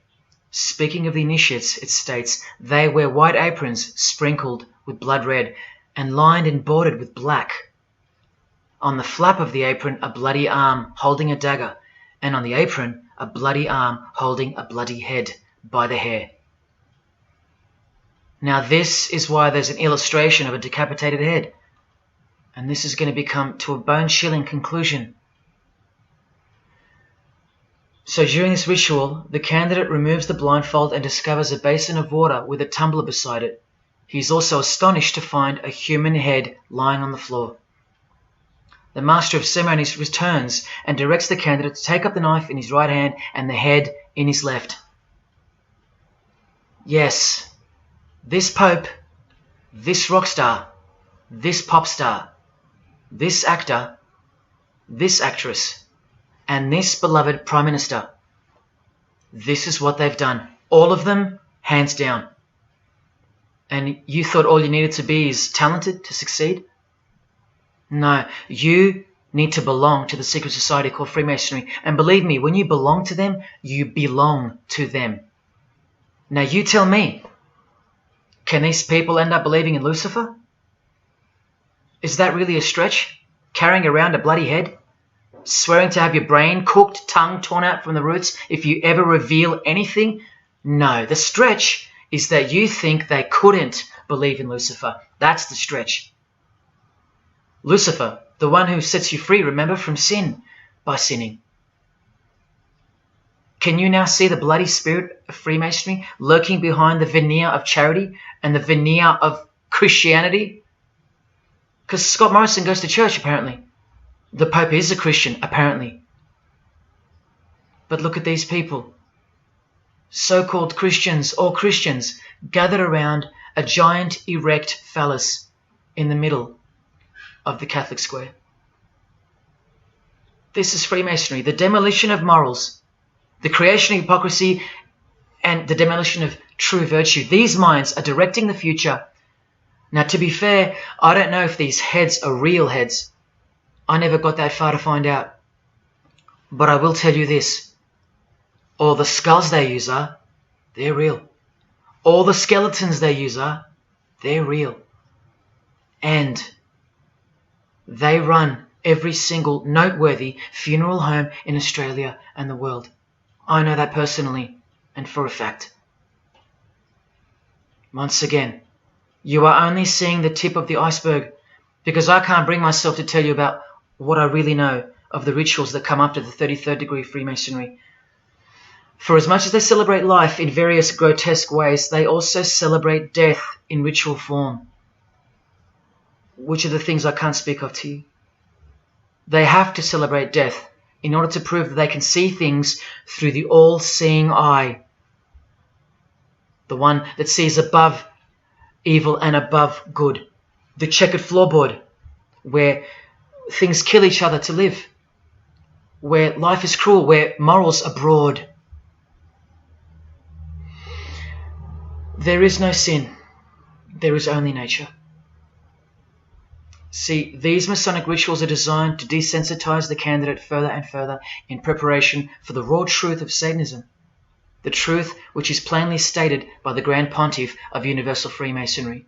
Lucifer is the light bearer, and that you should doubt it not, from their own literature and from their own mouths. Until finally the candidate's introduction into the royal art of Freemasonry, witchcraft. The ancient craft. Why do you think that witchcraft has disappeared? It never disappeared. It was hidden, forced to go into hiding by the appearance of Jesus on the human scene. Another reason why he's passionately hated, and soon him and his ways will be done away with in this new world, and so will your rights. You still don't believe me? You're still doubting all the evidence, like the Freemasons are counting on you to doubt? Well, remember from the Encyclopedia of American Religions, the continuing impact of speculative modern Freemasonry provided fertile soil in which new magical orders could grow. Watch this 2-minute clip. I can vouch for every single thing you hear come from the former Masons' mouths. In the initiation in Freemasonry, we had to be recommended by another Mason. Well, in order to join witchcraft, you have to be first screened. You have to be recommended by somebody currently in witchcraft. Well, when I was initiated, I was blindfolded and bound by a rope, and on your bare chest was thrust the point of a spear. In witchcraft, we were initiated through a very involved ritual, initiation ceremony, wherein the candidate was led blindfolded, bound by a rope to the edge of the magic circle. And the rope is around your neck and you're led forward. And up front, at the eastern end of the building, is a person who's a worshipful master. And you kneel down before him as if he were a god. You were met by the high priest or high priestess at that time, usually with a sword to your chest. When I went to enter the lodge, a sharp object was put to my left breast. And I was warned that should I reveal any of the secrets of Freemasonry, to know what to expect. When you're presented before the high priest, a sword is held against your chest, and you actually take a blood oath, promising to remain faithful to the secrets of witchcraft. Well, when you are in the room, this blindfold is taken away from you, And this is a time when they say that you're coming from darkness into light. During the initiation ceremony, the initiate is led by the lieutenant of the high priest and is challenged at the edge of the circle by someone saying, "Who goes there?" And the answer is, "One from the world of darkness." In Masonry, the prayers are ended with "So mote it be." Oh, and one of the other aspects of, or distinctives of the craft was that we would always end any spell or ritual where we released the power, this is where the power was released, with the word "So mote it be." By now this should sound like a stupid question, but why do you think that the initiation ceremonies into witchcraft are almost identical to that of Freemasonry? I'm not even going to answer that. Come on, people, wake up with me. Here's Kylie Minogue, a Freemason, okay? Hidden hand of Freemasonry and the one-eye symbolism of the god of her religion. Now here she is giving the vow of silence, but what the masses fail to see is what's written on the book she's holding. Witchcraft, the royal art of Freemasonry. This is what her vow of silence is referring to in the picture. Yes, Kylie Minogue is a witch. And if you're still that deluded by the magic wand that is television, entertainment, movies, media and whatnot, then you'll no doubt fail to use the incredible eyes that God gave you, from which to see the real world with, the evil world, where Satanists are at the helm. The ban on witchcraft was only officially lifted in England in the 50s, after more than 1500 years. So that tells you who's in control now. And when I give you a glimpse into witchcraft in a minute, you'll see why it's evil. And why it should be anything but legal, even when using it for so-called good, because the well they draw from is poisoned. But thanks to propaganda, the craft of the witch has been absorbed into the realm of fantasy. Justin Timberlake here is also referring to magic in this cover art, with the all-seeing eye looking through the number of their god. Magic. Magic is a much smoother and more acceptable word than witchcraft, that other word. That word still retains its ferociousness, its true character. But that word has been sterilized. That word isn't real to you anymore. You can't feel it for what it really is. Or if you do, your mind has isolated it, confined it to some small groups of unimportance scattered here and there over this diverse world. And so it's nothing to be feared or concerned about. But that's the furthest thing from the truth. Now, some witches want to say that witchcraft isn't Satanism. That's either more delusion or misdirection, as confirmed here by Anton LaVey in the Companion to the Satanic Bible, when speaking of the followers of the Witchcraft Not Satanism school. He writes very accurately that they cannot afford to admit to an affinity with anything that bears the name Satan. He knows where the power of witchcraft comes from. Now, does that mean that Justin Timberlake is a Satanist because of his symbolism and the use of his word alluding to witchcraft in his artwork? Well, yes, actually, that's correct. He is. Here's a quote from one of his songs. You want to see who else is in good company with these famous idols? Suzanne Atkins. Same sign, same religion, Satanism. Do they all have to admit it in the English language for you to believe me? Or can the symbols they use finally be enough for you? Look at what another legendary Freemason, Arthur E. Waite, states.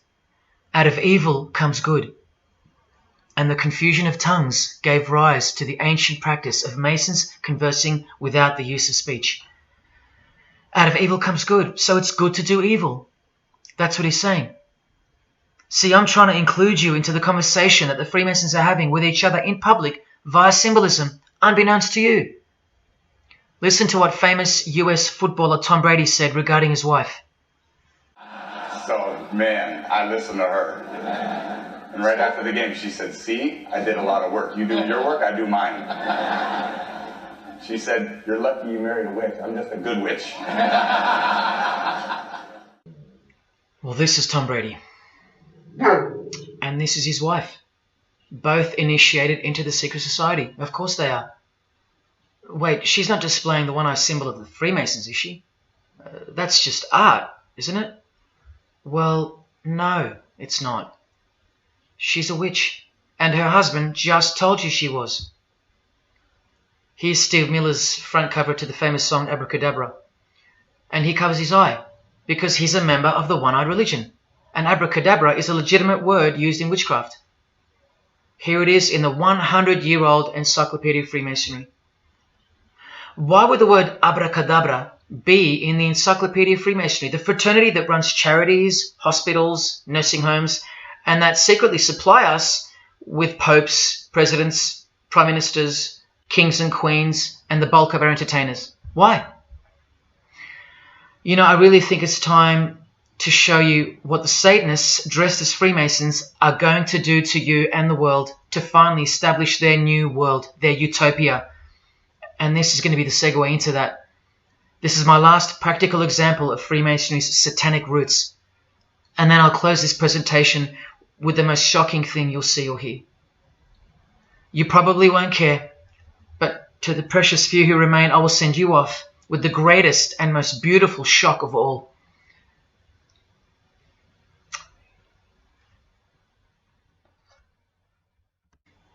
This is Jay-Z inside his Masonic Lodge. You can see the Masons in aprons in front of him. This is where Jay-Z takes his sick oaths of silence, kneels down in front of other men, and calls them Most Worshipful Master, an appalling title to give to a man on this planet. Jay-Z the Freemason writes songs like this. This one's called Lucifer. And in Empire State of Mind he writes, Jesus can't save you. Life starts when the church ends. Oh, but he can save you, Jay-Z. He can even wake you up just before you collide into a concrete wall doing 120 kilometers an hour. I should know. This is fellow member of the craft Alicia Keys, who sings on the track. Here she is, showing her allegiance and wearing the broken and bloody cross of Jesus Christ, the occult peace sign, pure hatred for Jesus. There is peace when your conscience has been killed, seared to sin, and you can indulge to anything, a false and temporary kind of peace, no doubt. Here's a shot of Jay-Z's clothing line, purely Masonic, The Craft. Well, this is the craft he's referring to. This is him with well-known witch Marina Abramovich, also showing her sign of allegiance to Freemasonry. Now here we go. Here's Jay-Z wearing a most revealing top and the dead giveaway that you need to see behind the curtain of Freemasonry. Do what thou wilt. Do whatever you want. That's the adopted motto of the most notorious Satanist of the 20th century, 33rd degree Freemason, Aleister Crowley. Here is his certificate of appointment, known as the 33rd degree inscription and the double-headed eagle of Freemasonry. And here, next to his name on the certificate, including the symbol for a Grand Commander of Freemasonry, as shown in their encyclopedia. But to really confirm that he's a Freemason, here he is doing the Masonic sign of the Master of the Second Veil. Now here's a legitimate letter from Aleister. Again, the addition of his inscription of the 33rd degree, and he signs off with a symbol of the past Commander of Freemasonry. What does he write beside it? Baphomet. This Baphomet. Now listen to this man to get a clearer picture of the truth behind the secret religion of the stars and the leaders of the world. Aleister is the founder of a Luciferian church called the Ordo Templi Orientis, and he named himself the Beast 666, straight from the Bible, depicting the number of wickedness in human form. In his what's called Liber's writings, he says, "With my hawk's head, I peck at the eyes of Jesus as he hangs upon the cross." Do you see the hatred? You think they don't hate you too? Keep watching. And from the Equinox, with the all-seeing eye of Freemasonry, this illustration. What does it mean? The writer himself explains. The picture is symbolic of the new eon, the new age. From the blasted stump of dogma hangs the hag with dyed and bloody hair, Christianity. There's a massive glimpse into the New World Order that's coming. Keep watching. And down here, do what thou wilt is the true nature. The true nature, remember? The broad morals. There is no such thing as evil. So do what you want. Can you see the Masonic future yet? Can you see the hidden hatred that pulses through its veins? If they believe in do what thou wilt, what do you think they will do to you? And what do you think they'll do in order to build this new world? This is from a commentary on his book of the law. The Beast 666 adviseth that all children should be accustomed from infancy to witness every type of sexual act. Do what thou wilt. And what about the royal art of Freemasonry? Magic is the highest, most absolute, and most divine knowledge of natural philosophy. What a statement. The highest, most absolute and divine. Well, let's have a closer look into some of the more hidden secrets of the most divine natural philosophy known as magic. Any living being is a storehouse of energy, varying in quantity according to the size and health of the animal. At the death of the animal, this energy is liberated suddenly. The animal, therefore, should be killed within the circle, within the magic circle, so that energy that's released can be captured and directed to serve the will of the witch, male or female. This is a science, a hidden science. But now hear this, coming from a 33rd degree Freemason, and don't you forget that. For the highest spiritual working, one must accordingly choose that victim which contains the greatest and purest force, a male child of perfect innocence and high intelligence is the most suitable sacrifice. Can you see? This is who Jay-Z is quoting on his top. This is who this Jonas brother holds in high esteem. This is who the Beatles have on their front cover as a figure they admire. No, worse, they put at the top. This is the same picture of the front cover in a mirrored form, and after some kaleidoscoping, you'll find this. Fellow Freemason Aleister Crowley sits at the top, and down the bottom there even appears the phallus with the testicles, and up here the vesica Pisces, also known as the vagina. Does this picture make more sense now? All Freemasons, yes indeed. And by the way, that's where Jay-Z got his symbol from Satanism, as portrayed here by Satanist and Freemason Aleister Crowley and by Satanic Church founder Anton LaVey. Does anyone still think that Freemasonry isn't Satanism in disguise? Let's finally take a peek into the royal art of Freemasonry. And this is the briefest way I can show you from the complete book of Magic and Witchcraft. This is a practitioner's manual, not from some bogus author trying to expose witchcraft. Just so you can get it through your head that this is real and this is protected. The writer or compiler of this God-forsaken book warns the reader that the recipes may seem disgusting, that the knowledge revealed has been forbidden, and has caused suffering and death to witches and the victims of witches. You don't think witchcraft was a serious menace in times past and present? Come with me, and I'll show you how bad this menace actually gets, as the world's most powerful and secret religion moves ever closer to fulfilling its biblical destiny, and it will. Close your eyes or not, it will fulfill its destiny. Firstly, let's connect this sick art straight to modern Freemasonry with the word abracadabra, both written in triangular form, from the Manual of Witchcraft and from the Encyclopedia of the Secret Society that your Prime Minister belongs to. And just like high-ranking Freemasons, male and female witches also drink out of a human skull. But here the practitioner drinks wine, in which they first dissolve or boil the brains or heart of an animal, before consuming it all from the human skull.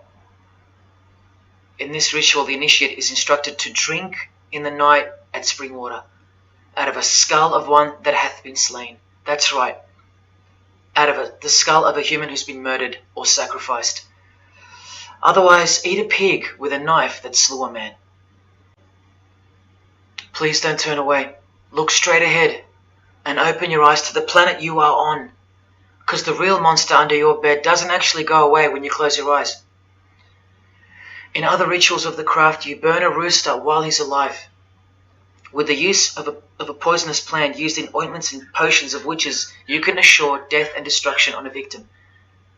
You want to make a female enemy sterile, or a male enemy impotent for the rest of his life? Otherwise you can just kill them. The hand of glory is the severed hand that is dried and preserved to be used in black magic. Yes, a dead human hand. A black circle is most effective for operations of evil. The use of blood and sex in ritual was considered helpful for obtaining the necessary energy to successfully work magic or achieve mystical insight. But here's where the darkness thickens even further. Animals such as black cats or children may be sacrificed, and participants may drink the blood of the sacrifice. And just so you know that Stanley Kubrick wasn't joking, an orgy of participants sometimes follows the mass. No remorse, just science, the science of witchcraft, the royal art. And here, what's necessary for the working is the fat of young children, dead children. How many children do you think go missing in Australia every year? That's how many. And what about the world? Is it 1 million? Well, according to the International Centre for Missing and Exploited Children, it's 8 million children per year. Do you think that the highest, most absolute, and most divine knowledge of natural philosophy has anything to do with that? Any chance of an international secret system that is bolstered by initiations and degrees, and bound under the most brutal penalties that the human mind can ever devise? Do you think that has any involvement? Any chance of that? Am I saying that this Freemason has sacrificed children? No, I never said that. But did he ever even remotely mention the secret societies? Did he ever try to warn you? Educate you?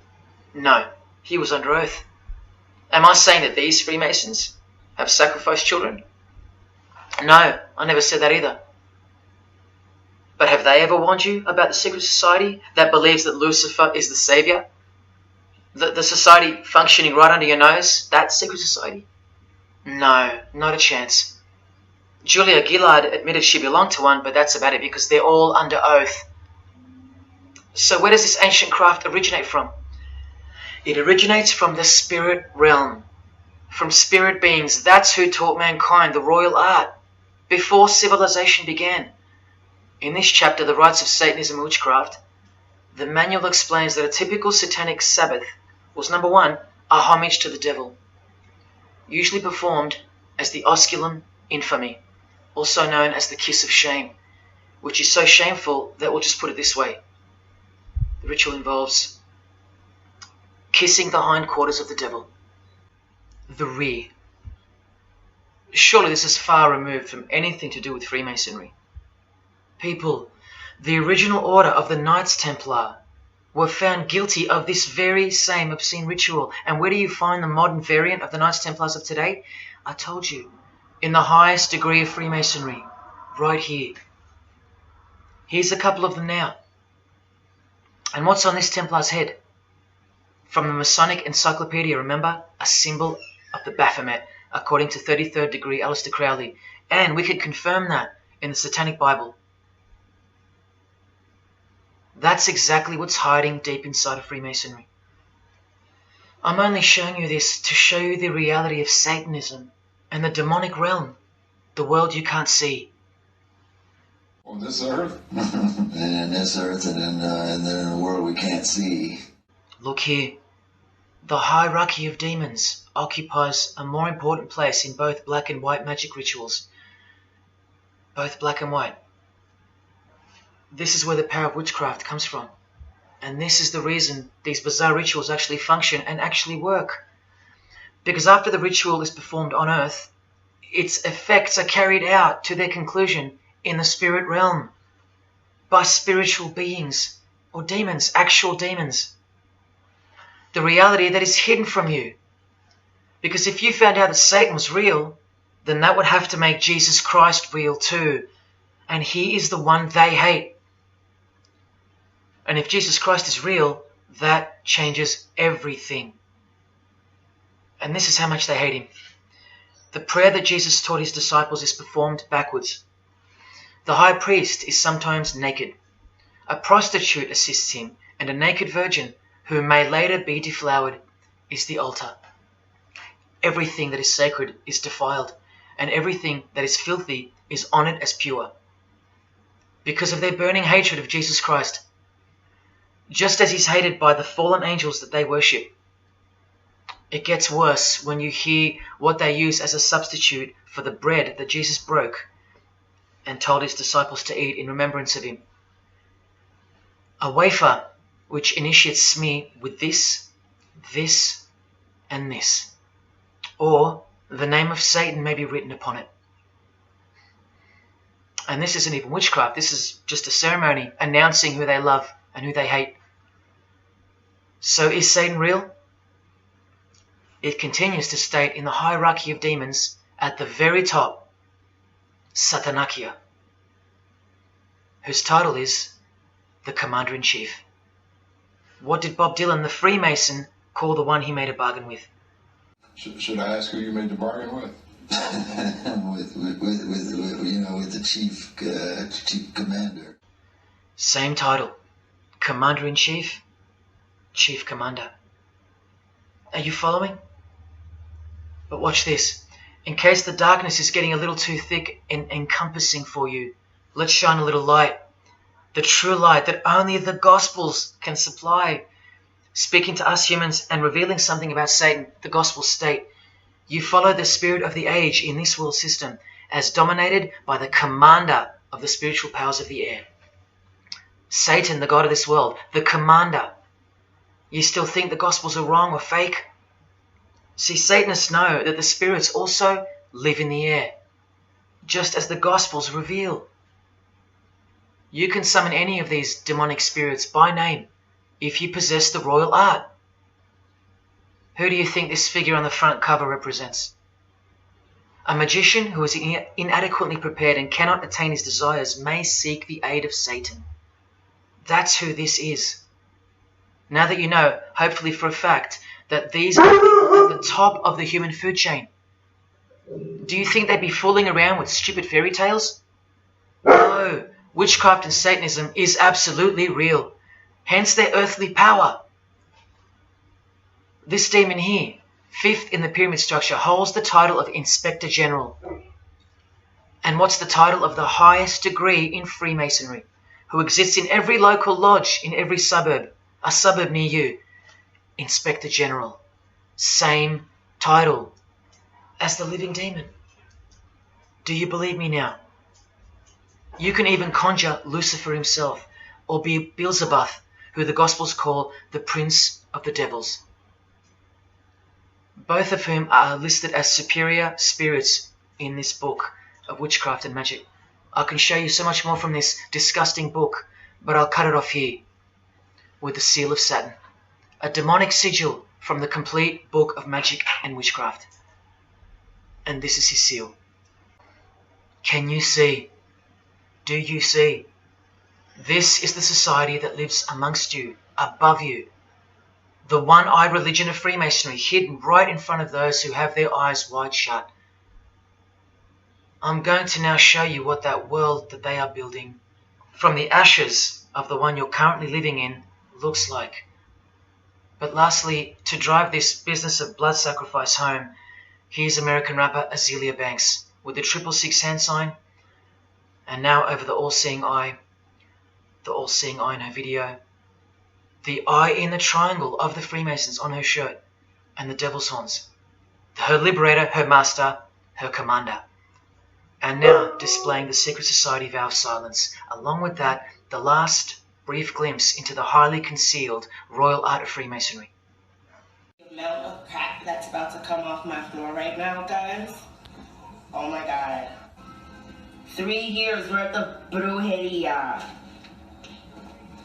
Yes, you know I gotta scrape all this shit up. And what does brujeria mean? You know what it means. Witchcraft.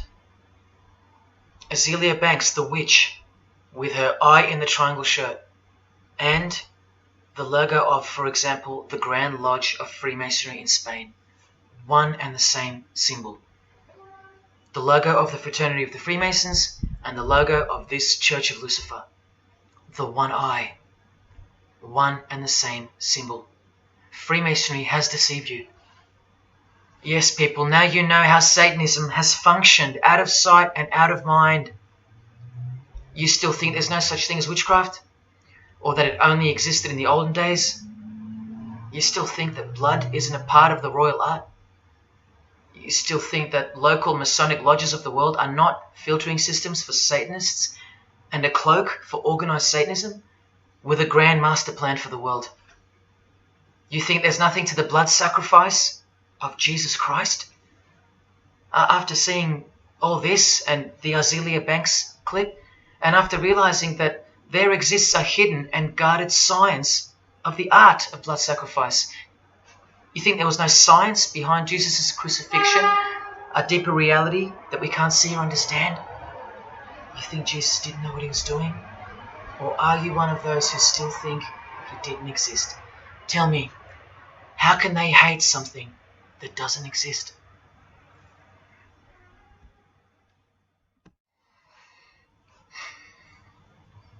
If only you could hear from some other Freemasons who have the courage to break their oaths. But you won't. You won't. This is probably it. But I once heard from a Freemason, an honest one, in about 2016, after I posted this picture on Facebook. He knew the truth, just like you do now, or just like you should. And he wrote to me, and he said, by the time we are done, every church will be a brothel. Well, in case you think that that's impossible, this is a fashion show that was held in a church, a real church, and it was organized by high-ranking Freemasons, who you will see now to be Satanists. Designed to be a heart-wrenching mockery and a colossal sign of the times, this event. Just so you know, it's a Masonic production. Here's the inside of a lodge. See those twin pillars? Well, here they are. See the Masonic checkered floorboard? Well, there it is. See the Masonic square and compass? Well, there it is. And do you see the eye of Freemasonry? Yeah, there they are. The lower square in the square and compass has been disfigured so that as to not make it too obvious. But now that we've established that, here is the spirit of Freemasonry, as displayed through just a few of the models. This one wears the horns of the Baphomet, the horns of Satan, with his all-seeing eye in the background. More horns. This model wears the all-seeing eye, as does this one. And this disgusting thing with another huge all-seeing eye of Lucifer in the background. Then there's this, with a satanic pentagram on her face. And finally, this male model in a skirt with two satanic inverted crosses of Jesus Christ on his top in a church.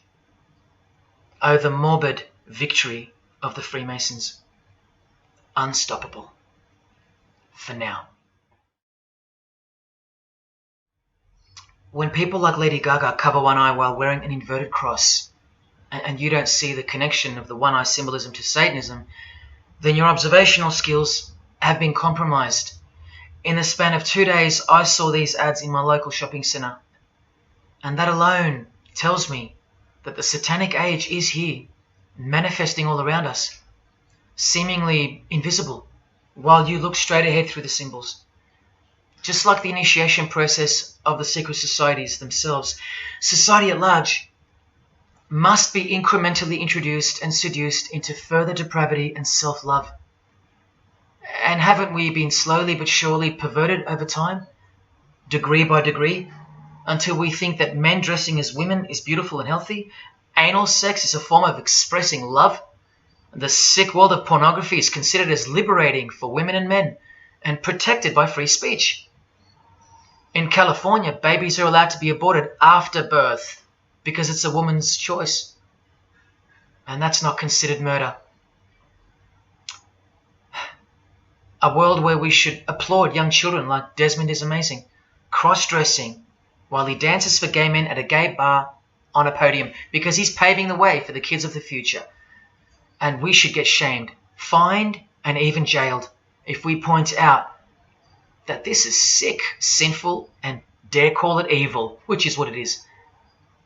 What spirit is behind Desmond is amazing? Oh yeah, an evil spirit, no doubt about it.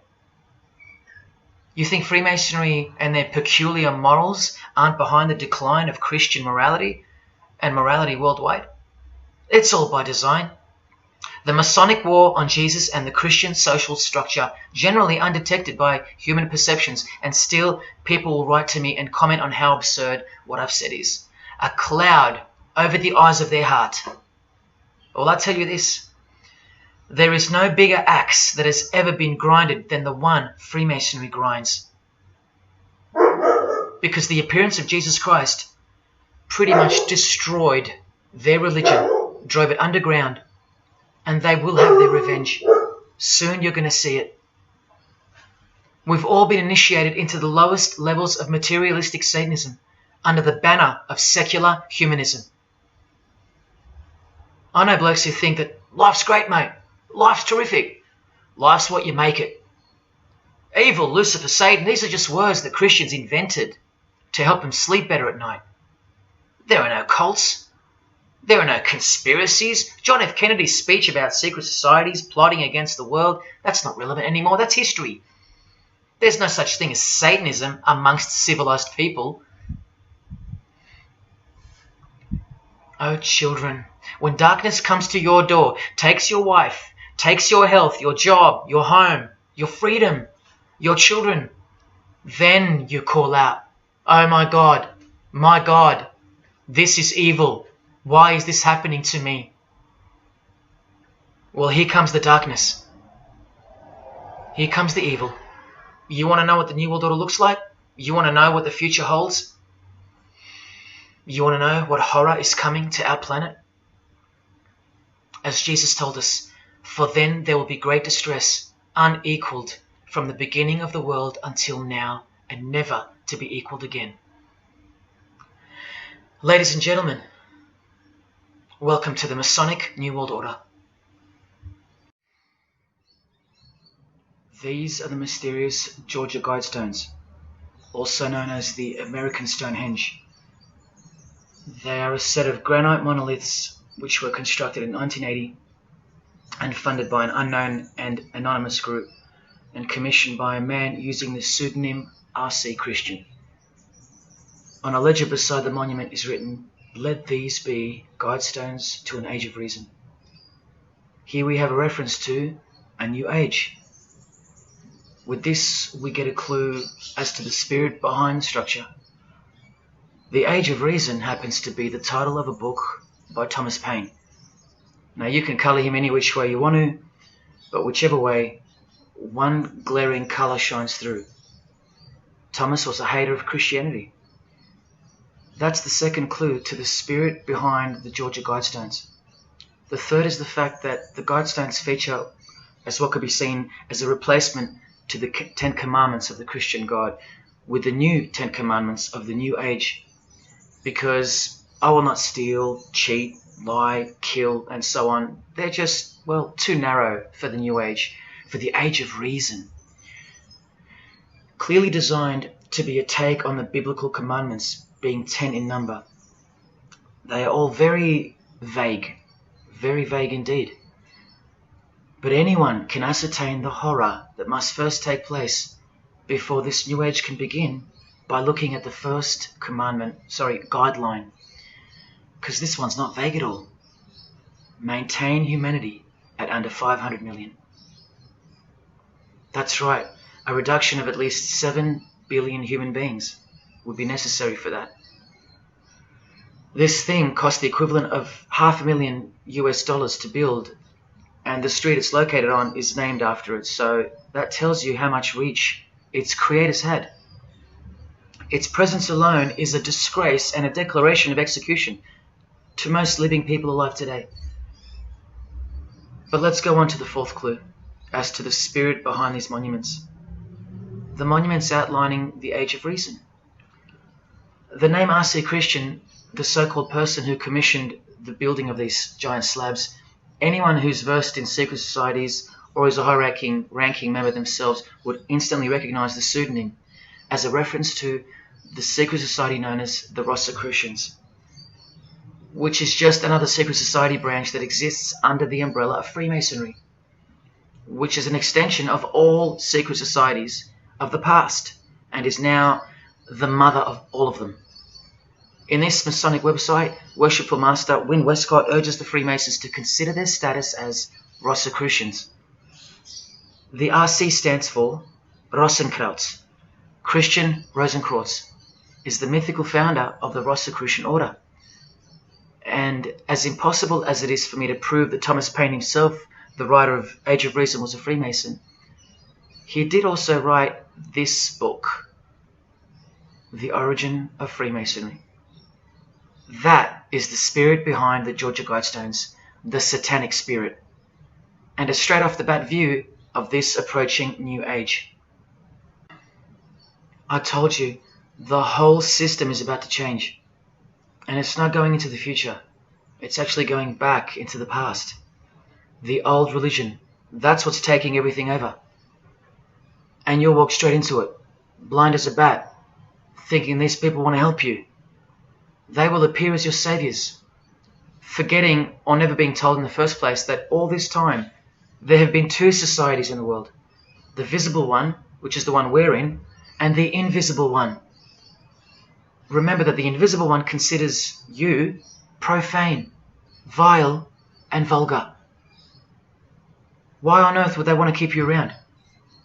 In a book I can't mention written by them, people are referred to as useless eaters. We've become excess inventory, redundant, and past our use-by date in their eyes. Think about this. According to a prediction by information technology and research advisory firm Gartner, 1/3 of jobs will be replaced by software, robots, and smart machines by 2025. That's 4 years away. Google engineering director Ray Kurzweil anticipates that robots will have reached human-level intelligence by 2029. And by 2050, 80% of all jobs will be eliminated by automation. What on earth are you and your family good for then? What do you think the secret society will do to the vile multitude then? The utopia is coming, but it ain't your utopia. You still think that by the measure of the minds of international Satanism, you should be kept around? This excess baggage that the bulk of society has become? No, no, no. The new age is dawning. And generally speaking, you're not invited. It'll just look like you are. Remember that Charles Darwin, the Freemason, is listed as an influential figure in the Satanic Church. So mass murder and mass death are natural and necessary themes in the name of evolution, an artificially induced evolution into this. He is the same image in real life in Eilat, Israel, seemingly unrelated to the seal on the US dollar bill, right? But standing in glory with a Masonic square and compass, telling you exactly who owns this pyramidal symbol, complete with the one eye on top. Same symbol, same designers, worshipping the same God. You should be getting goosebumps by now. Is this a conspiracy led by international Freemasonry? Oh, you don't have to bet your life on it, because your life has already been placed as a bet on your behalf and without your knowledge, but with your permission, because all of the information is hidden in plain sight. In your face is where it's hidden.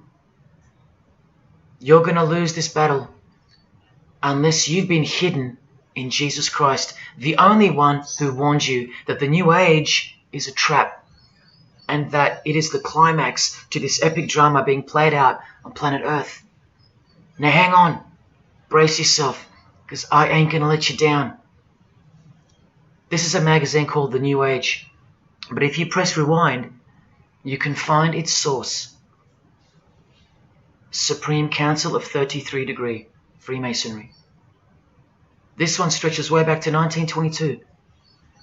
See the twin pillars of Freemasonry? Look, this is 19th century Freemason and New Age pioneer Helena Blavatsky on the cover of this edition. She's the one who wrote that darkness is absolute light, and that Satan is the god of our planet, and that we are in hell. But do you think the readers of these magazines are told that? No. Darkness is sold as light. Satan is disguised, and it's him in the details. This Masonic New Age magazine was the precursor to all magazines and trends, promoting the great deception of self-love and spirituality. Meanwhile, you're feeding off the plate that Luciferians serve you. Look at how the Satanic Bible in 1966 reveals the reality behind the curtain. Evidence of a new Satanic age. A new age.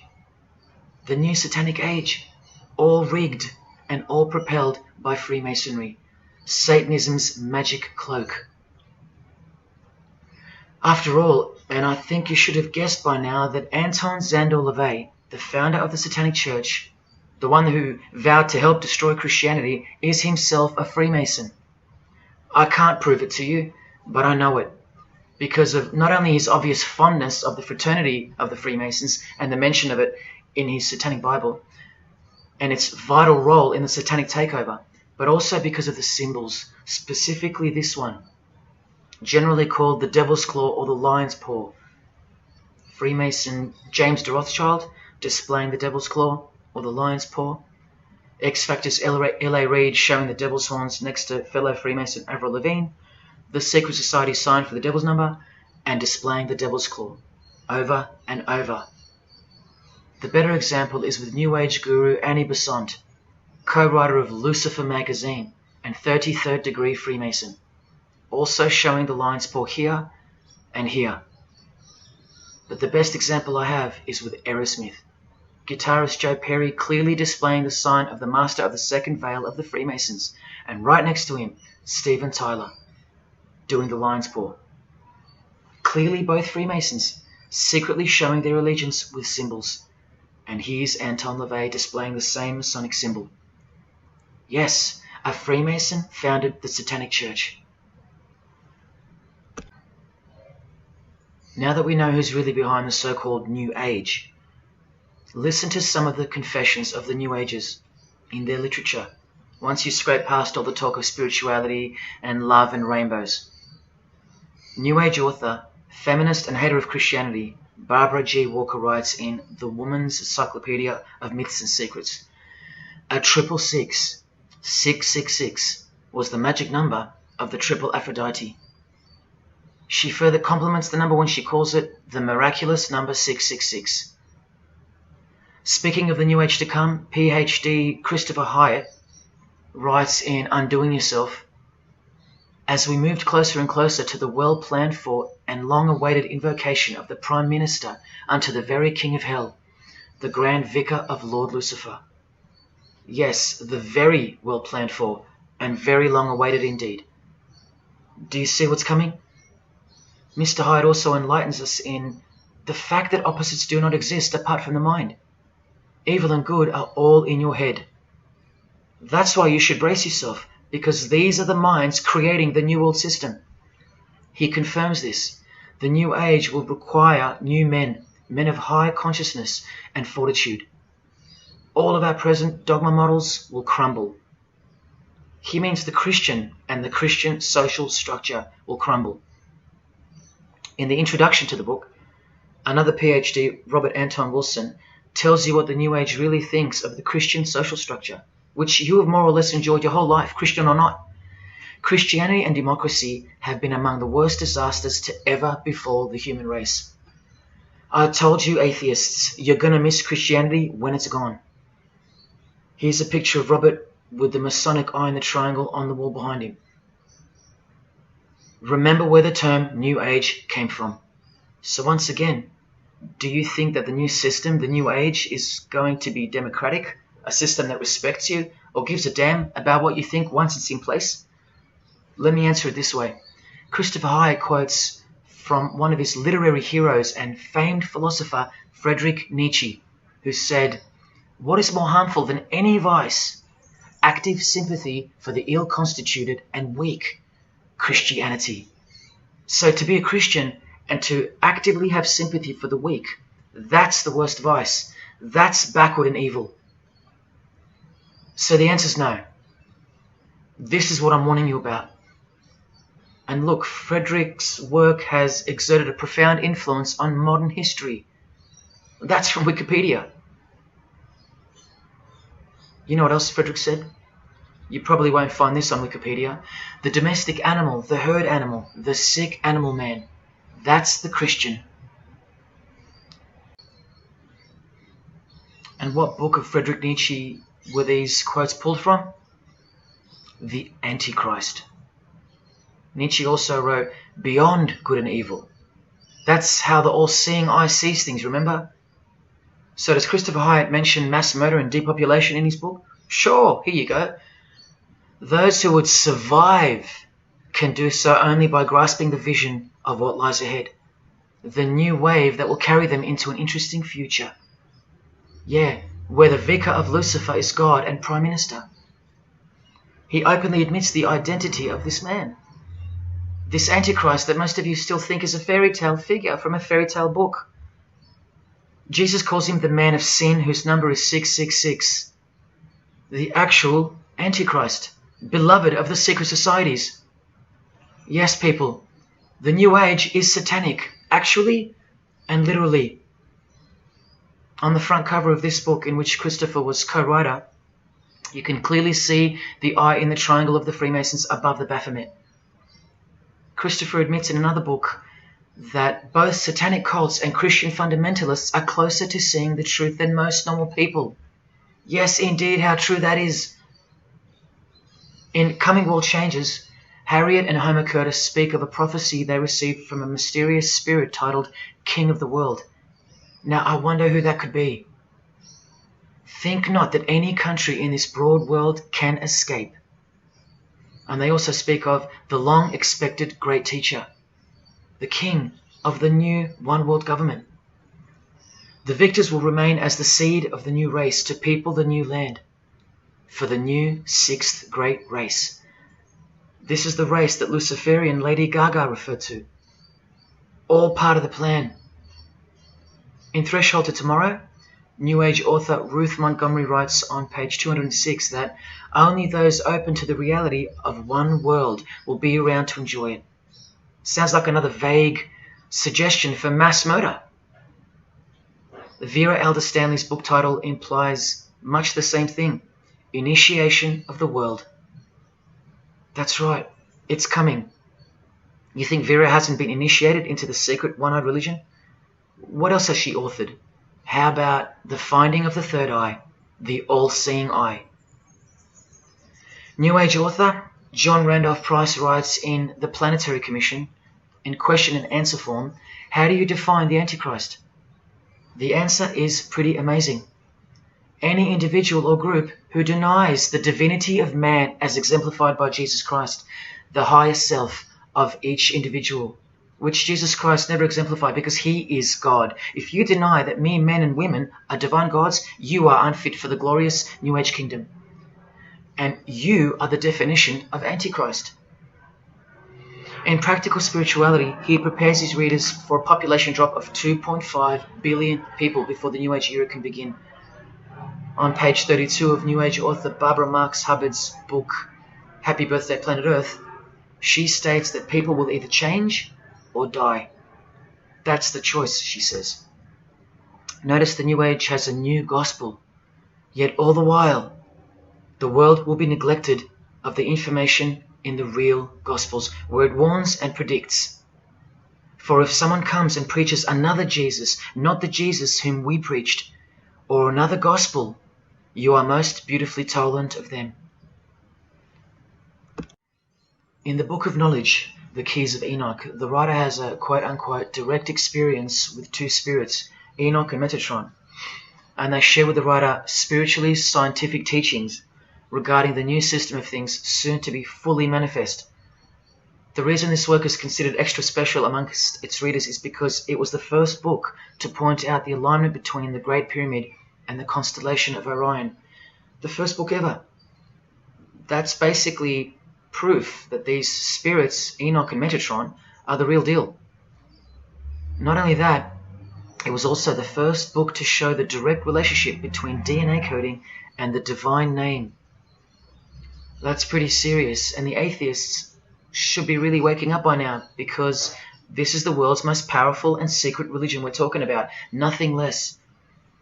The writer was told that those who govern the earth are those who have fallen from the heavens.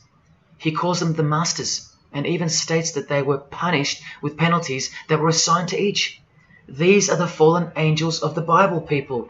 These are the masters of the Masonic New Age, as proven here in one of the illustrations from the book. Same symbology. This worldwide catastrophe that is coming will bring about a complete reorganization of Earth's life system. And like all high-grade initiates of the secret societies, every attempt is made to bring positivity to the number of the Vicar of Lucifer. I was given instruction to use the specific light harmonics 666, 999, and 12, 12, 12. The spirits further inform the writer of the Keys of Enoch that the pattern 666 is used to identify you with respect to the Earth's vibration. The number of the beast of the Book of Revelation of Jesus Christ is not only being glorified, it's manifesting in the world. And from another illustration from the book, once again, the same image we see being used over and over with the eye on top of the pyramid. This is the secret religion that encompasses us and has been influencing us for decades upon decades, 2 to 3 centuries, in fact. Just like the Gospels explain, this is an absolute counterfeit of the truth. Christ is mentioned everywhere, but not Jesus Christ. No, this is the Antichrist spirit, who will eventually manifest and appear to the world as one man. Doesn't sound so mythical anymore when you see that the enemies of Jesus Christ and those behind the New World System, they use biblical terms. And Christ, to depict the antithesis, the anti of the real Christ, their Saviour. And these spirits from the world we can't see are the ones who taught mankind the sick art of witchcraft. Look at who supplies this book online, sacredmagic.com. You know what magic really is and what it really entails now. So once again, you can see the connection, the relationship. If you still think that this phrase, New World Order, is a conspiracy theory, you're suffering from a medical condition. On the Lucis Trust website, the consultants to the European Union, you find the statement that the New World servers are occupied with the task of inaugurating the New World Order. In the same article, this shocking admission is made. 2/3 of humanity will stand upon the path at the close of this age, and with that, 1/3 will die, or to put it surreptitiously, will be held over for later unfoldment. That's the Lucis Trust, the word Lucis being the replacement for the word Lucifer, who works hand in hand with the EU, the European Union, stating that 2.5 billion human beings are planned to be killed off, all predicted by Jesus and only Jesus. And if you still think I'm joking or misleading you about what these people are and what they plan to do, here's a book written by the founder of the Lucis Trust, the Freemason Alice Bailey, Education in the New Age, where she, well, educates you about mass population reduction. When a form proves inadequate or too diseased or too crippled for the expression of that purpose, it is, from the point of view of the hierarchy, no disaster when that form has to go. Death is not a disaster to be feared. The work of the destroyer is not really cruel or undesirable. Do you see? Did you hear that? Through the all-seeing eye of Lucifer, the destroyer, for the purpose of the new world, death and mass murder isn't evil, it's good. And Alice Bailey in The Labours of Hercules also tries to re-educate us and protect that God-forsaken number, predicted in the Gospels to be associated with evil. The number of the physical plane activity is called the number of the beast. This idea seems to have a horrible fascination with many, but what it really means is that Virgo is the symbol of triplicity, 6 on the physical plane, 6 on the emotional plane, and 6 on the mental plane. not 666 at all. And one more time, from the consultants to the European Union, from their website Lucis Trust, to prove to you that these people are all working toward and waiting for the world leader. The coming of the Avatar and the advent of the coming one are the keynotes of the prevalent expectancy. After everything I've shown you, are you going to ignore this? Or worse, are you going to trust these people, of whom were predicted to this very condemnation 2,000 years ago? Right down to a one-world system, depopulation, and to the man who will carry the number 666, and with it implement a new system in which you won't be able to buy or sell unless you receive a mark in your hand or forehead. And what's just been announced by Business Insider? Cashless society. Due to this, by 2024. This is the manufactured trend for the world. And you better believe it's fulfilling biblical prophecy. You know that book that's been ripped out of schools and hysterically discredited? Why do you think there's a single eye displayed on all the covers of George Orwell's dystopian novel 1984? It's because the one-eye religion is the one in permanent control, where democracy and Christianity have been utterly extinguished, and the remaining population live in a whole new level of permanent communism. It is well known that George Orwell himself had ties with the Fabian Society, which is a secret society complete with degrees of initiation. Tucked away neatly somewhere under the wing of Freemasonry, the Fabian Society's logo used to be this: a wolf in sheep's clothing, which is exactly what Freemasonry is. And it was a metaphor for gradually advancing socialism. And socialism is communism for slow learners. This level of denial on our part has been brought on by mass propaganda, because everything has been weaponized to work against you and God's truth. Education, entertainment, and economics. You're a slave to each one. And Freemasonry is the slave master. Listen to the Grand Pontiff of Universal Freemasonry tell you about it in Morals and Dogma. The blind force of the people is a force that must be economized and also managed as the blind force of steam. You are just blind energy to them, made to be enslaved. This force must have a brain. Who do you think the brain is? Freemasonry is the brain, obviously. And he's saying that we're just the body parts that move to its will. Look, these are some pictures I took of the local obelisk in my town. An erect phallus hidden in plain sight. See how the cube at the bottom is rough? In Freemasonry it's called the rough ashlar stone. Well, watch this from Morals and Dogma. The rough ashlar is the people, rude and unorganized. Once again, you can see what this secret society secretly thinks of you. Now see how the stone built on top is smooth? That's called the perfect ashlar. The perfect ashlar is the state, the rulers. Yeah, the one-eye sex cult of Freemasonry, which hides its master, Satanism. Now, where is this brain taking us? Remember, this guy is the general who fought against the United States forces to uphold the institution of slavery.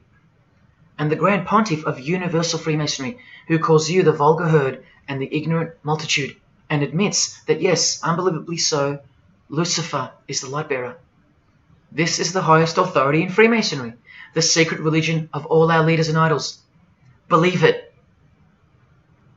Now listen to this. The papacy and rival monarchies, all that will become the heritage of the temple, meaning the temple of Freemasonry. The world will soon come to us for its sovereigns and pontiffs. We shall constitute the equilibrium of the universe and be rulers over the masters of the world. They're gonna own it all. And it's true, the papacy and the monarchy have fallen into their hands. All Freemasons now. This is a 150-year-old book, so you can see how far ahead they plan, while we stay ignorant. How do you suppose that they won't achieve the New World Order? The New World Order of death. Of combined and systematic movement and effort, the great revolution prepared for by the ages will begin to march. The future is all planned for by them, And the revolution prepared for by the ages is coming. And it'll look like a natural occurring event, just as current events seem natural. Lastly, from his other book, Legenda, and reading from the ancient and accepted Scottish rite of Freemasonry, Albert writes, "And thus the warfare against the powers of evil, meaning Christianity, that crushed the order of the temple in the 1300s, goes steadily on, and freedom marches ever onward toward the conquest of the world." The conquest of the world, guys. And this is their method. Ingenious as it is, the double-headed eagle, the left and right paradigm. Whether you are pro-abortion or life, prefer Macca's or KFC, Ford or Holden, vote Liberal or Labour, shop at Coles or Woolies, go for the Parramatta Eels or the Canterbury Bulldogs, always the two most opposing forces, the result always feeds the one belly. The two heads always serve the same Masonic beast. Do you get it? That's number one. Number two is the horribly magnificent motto of their double-headed eagle, Ordo ab Chaos. That means order out of chaos. It's the ultimate way to achieve your sinister goals while looking like a hero. With one hand, they create beautiful and noble things. With the other hand, the hidden hand, they destroy and pervert. Then the helping hand comes back in to save or fix things again, alternating from one to the other, while nudging toward a predetermined goal, until finally reaching that goal that's set in mind in the first place. All the while, you never knew that the same hand that's saving you is the same hand that was destroying you in the first place. Order out of chaos. Their order out of their chaos. Another way to look at it is this. Z creates or exploits a problem, then attributes blame to others. Y reacts by asking Z for protection and help to solve the problem. Z offers the solution that was planned for by them long before the crisis occurred. Ordo ab Chaos, order out of chaos. Now you can change Z and Y to suit any scenario. For example, your best friend who wants to sleep with you creates or exploits a problem, then attributes blame to others. You react by asking your best friend who wants to sleep with you for protection and help to solve the problem. Your best friend who wants to sleep with you offers the solution that was planned by them long before the crisis occurred. Each time your best friend gets closer and closer to you until eventually they're in your bed. How about your employee creates or exploits a problem, then attributes blame to others? The employer reacts by asking the employee for help to solve the problem. The employee offers the solution that was planned by them long before the crisis occurred. The employee eventually gets the promotion. But this is the way I really want to put it. The government creates or exploits a problem, then attributes blame to others. The population reacts by asking the government for protection and help to solve the problem. The government offers the solution that was planned by them long before the crisis even occurred. This is how the Great Revolution, prepared for by the ages by the Freemasons, will begin. So who's going to warn you? Even modern Christianity is steered by Freemasonry. Hillsong won't warn the sheep about Freemasonry and the One World Government. What, the Hillsong senior pastor who wrote these books and lives here? No chance. Did modern day Christian heroes like Billy Graham warn you about Freemasonry? Well, no, because here he is giving the Master Mason grip to other Christian giants like Paul and Jan Crouch, all Freemasons. Here he gives the same third-degree handshake to former President Harry Truman, and here to a Muslim Freemason. Billy is listed as a Freemason in the 33rd degree Albert Mackey's History of Freemasonry by the publisher on the inside flap. Billy's son, Franklin Graham, also won't ever expose Freemasonry because he's too busy eating at Voodoo Donuts, where they sell these donuts and these pentagram donuts. More Christian heavyweights like John Hagee or Hagee throwing up the devil's horns. He'll never preach against Freemasonry. Neither will all these world-famous pastors throwing up the devil's horns. The very popular Ray Comfort even stated that he wasn't a Freemason. Well, here he is, giving a perfect Masonic handshake with pastoral giant Joyce Meyer. Do either of them expose Freemasonry, or the fact that it's the driving force behind the One World Government, all predicted by Jesus? Of course not. What about Christian radio or the Christian music scene? No, not a single word of warning whatsoever regarding the satanic church that lives and breathes all around us. Freemasons like Bono, wearing the Christian name tag, his whole band of Freemasons. Bono too should know better than anyone that a one world government is a trap as foretold in the Bible. But Bono supports it. Oh yeah, he works for it. Just like the Masonic Pope does.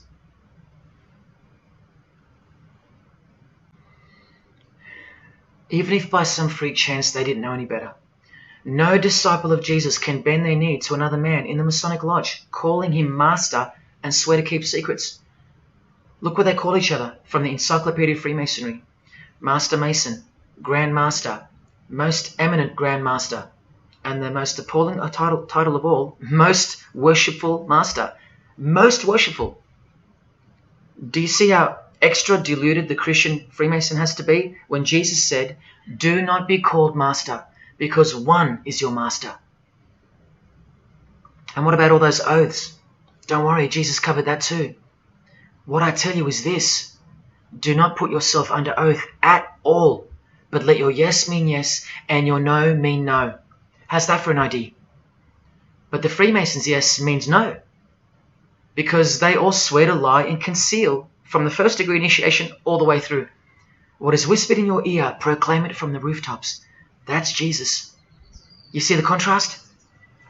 How precise he was and still is. You think Bono and the Pope don't know about the Masonic calendar and how it's not the same calendar as ours? From the Encyclopedia of Freemasonry, the real date of the world is found by adding 4000 to the Vulgar era. This whole Christian era is vulgar. So the year in the Masonic world is actually 6021. And this abbreviation is in French, the Vulgar era, beginning since the year of the Lord, since the year of Jesus Christ. That's how they feel about the current age, which is coming to a mind-blowing end by design. Now, do you think Freemasons aren't capable of mass murder?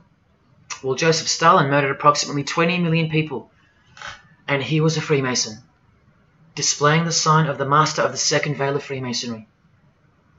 Vladimir Lenin was the leader of the Bolshevik Party, and he paved the way for the mass murder of 60 million people, mostly Christians, and he was a proud Freemason. And ladies and gentlemen, this is Adolf Hitler, a Freemason, clearly giving the grip of a Master Mason. And here he sits next to his military leader, Hermann Göring, who is also displaying his allegiance to Freemasonry with a hidden hand. He even displays the Masonic triangle, just like fellow Masonic brother Jay-Z. The mind of Hitler surrounds you now. It just hasn't pounced yet. The mind of Hitler isn't isolated to some portion of the world anymore. It now encompasses you. Hitler is everywhere. Far more clever than you can imagine. Evolved and sleeping in your bed. It's easy to say that's impossible. Once upon a time, 70 million Germans adored him. Once upon a time, Hitler was named Man of the Year by Time magazine. You've been fooled by the satanic machine. Please don't try to get inside to the mind of Freemasonry. It's like trying to understand Satan himself. You can't, and you don't want to. Freemasons will make friends with their most hated enemies. They will cross-dress their morals to move closer to their goal. They'll make the English language void of any meaning by turning everything inside out and upside down to camouflage its objectives. They will simultaneously create charities along with the greatest machines to ever destroy the hearts of men, like pornography. They will sell their souls to gain the world. They are a dichotomy, a paradox, a lie that loves to speak the truth and a truth that loves to lie. They are a snake eating their own tail, consuming what they produce. Freemasonry is hell dressed as heaven, death dressed as life. Its God is an angel of darkness dressed as an angel of light, and 90% of its membership is a shield, lost in its symbolism. Freemasonry has become the ally and the opposition. Who are the biggest voices on so-called climate change in recent years? Which is more order out of chaos? Al Gore, a Freemason, and Greta Thunberg. From a Jesus-hating, secret society family. Freemason and former Russian President Mikhail Gorbachev said this in 1996. Yes, the whole world is under the control of the evil one, like the Gospels say. Freemasonry controls the opposition, with the most popular conspiracy theorists Alex Jones and David Icke, both banned, yet both secretly Freemasons, who will lead you in every direction except into the arms of the ultimate power of the Gospels. Every noteworthy religion is comfortably caught in the Masonic net because they all stem from a lie. Here's the Dalai Lama with a bunch of Freemasons. He just loves hanging out with famous people. Here he's throwing up the devil's horns with Freemason Gene Simmons.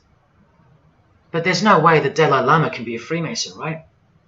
Well, here he is displaying the hidden hand of the Freemasons next to George W. Bush, a fellow brother. That's right, the Dalai Lama is a Freemason, under an oath of silence and sworn to secrecy. Are you going to wake up now? Here he is with his students in his temple. And what's behind him? This symbol. Can you see? The pyramid with the emanating eye on top, symbolized by a sun, which you know now is the phallus of the god of this world, shooting forth his generative light, his mystical sperm that gives life, and whose one eye transcends good and evil, both of which are just illusions of the mind. Understanding this comes by initiations, and yes, tantric initiations are used in Tibetan Buddhism. Gerald York was the Dalai Lama's emissary, his personal representative to the West, and he was personal friends with 33rd degree Freemason and Satanist Aleister Crowley, who wrote 20 essays named Aleister Crowley, The Golden Dawn, and Buddhism. And he also served as a consultant to the movie Lucifer Rising, the Dalai Lama's representative. See how the eye can also be represented by the sun, caught behind the moon in this movie poster. That's just like the Dalai Lama's logo. And here's a scene from the movie with the Masonic square and compass hidden in plain sight. Look at the symbol of Buddhism, and look at the floor inside every Masonic lodge, symbolizing opposites and equilibrium, which creates life, and where evil is not what it seems, it's necessary. Why do you think the New Age author Christopher Hyatt, who writes that the Grand Vicar of Lord Lucifer is soon to be crowned Prime Minister of the world, notes in that same book his appreciation of Nietzsche, the man who states that the Christian is the sick animal man, the Zohar, which is witchcraft, and Buddha. These are the people he appreciates. Why does he lump Buddha into the same basket? I'll tell you why right now. Because in his highest manifestation, the Buddha, seeing the illusionary world through the all-seeing eye, his third eye, would not interrupt a rape if he happened to walk by, so as to stay detached from the karmic cycle. Whereas Jesus, knowing everything and more than the Buddha, would sacrifice himself, because he was born to destroy evil, not transcend it. So tell me, who would you rather have walk by if you were being raped? A transcendental meditator or Jesus Christ? Whatever you think of me, you will have to reconcile the fact that all the leaders of the world, from Scott Morrison to the Dalai Lama, belong to the very same secret society as Adolf Hitler did, Freemasonry. The secret religion no one speaks about, for good reason, and by good I mean very, very evil. What do you think is going on here? I've told you almost exactly what's going on.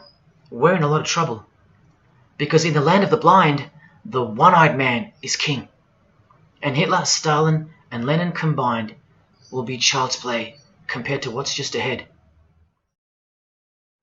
Now here's a point-blank picture of the future and the reality of their most brutal truth from the 33rd degree Freemason Aleister Crowley's The Book of the Law.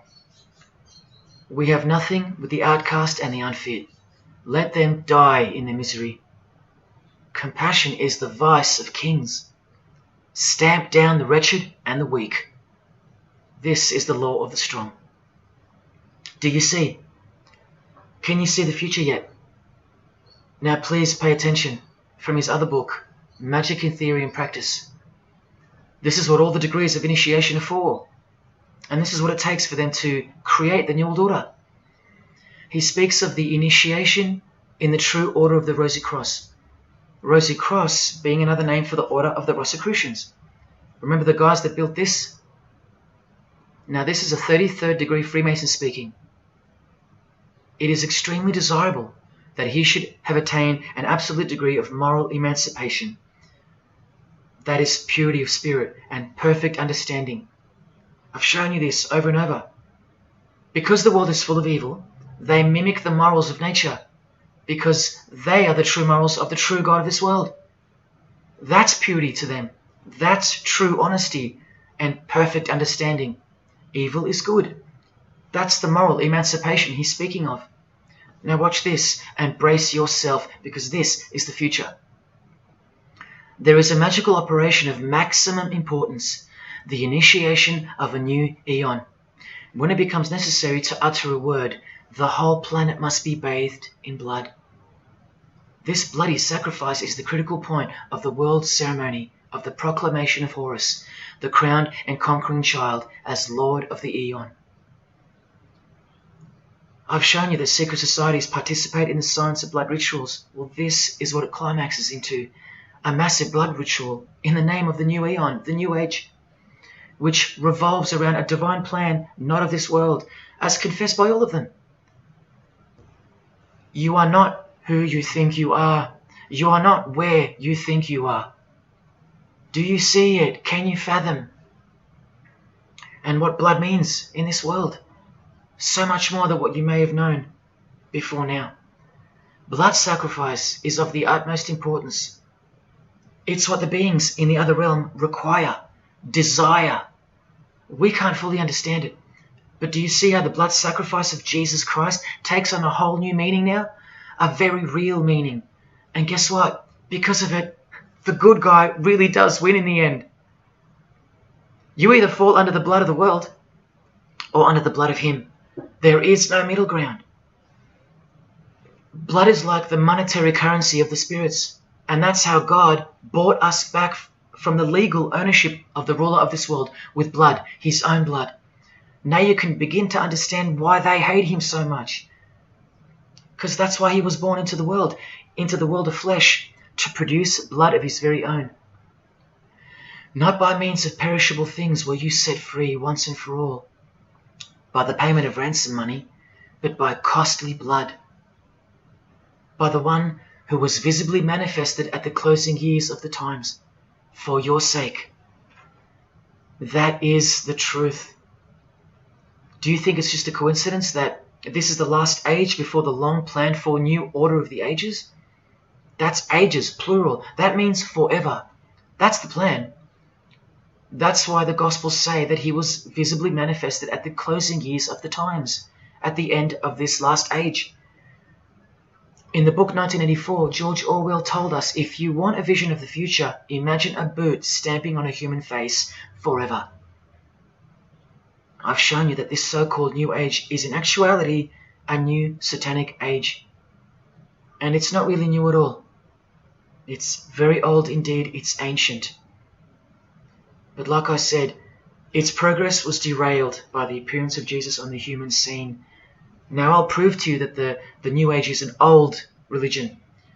Novus Ordo Seclorum is part of a quotation taken from the Roman pagan philosopher Virgil's fourth eclogue, which was borrowed by him from the Sibylline records, which were ancient prophecies delivered by an oracle through witchcraft or divination.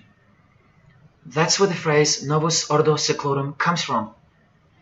Now look at what the full phrase actually says. A mighty order of ages is born anew. Both the prophetic virgin and Saturnian kingdoms now return. Now a new progeny is led down from the lofty heavens. Favor, chaste Lucina, the boy soon to be born, in whom the Iron Age shall come to an end, and the Golden One shall arise in the whole earth.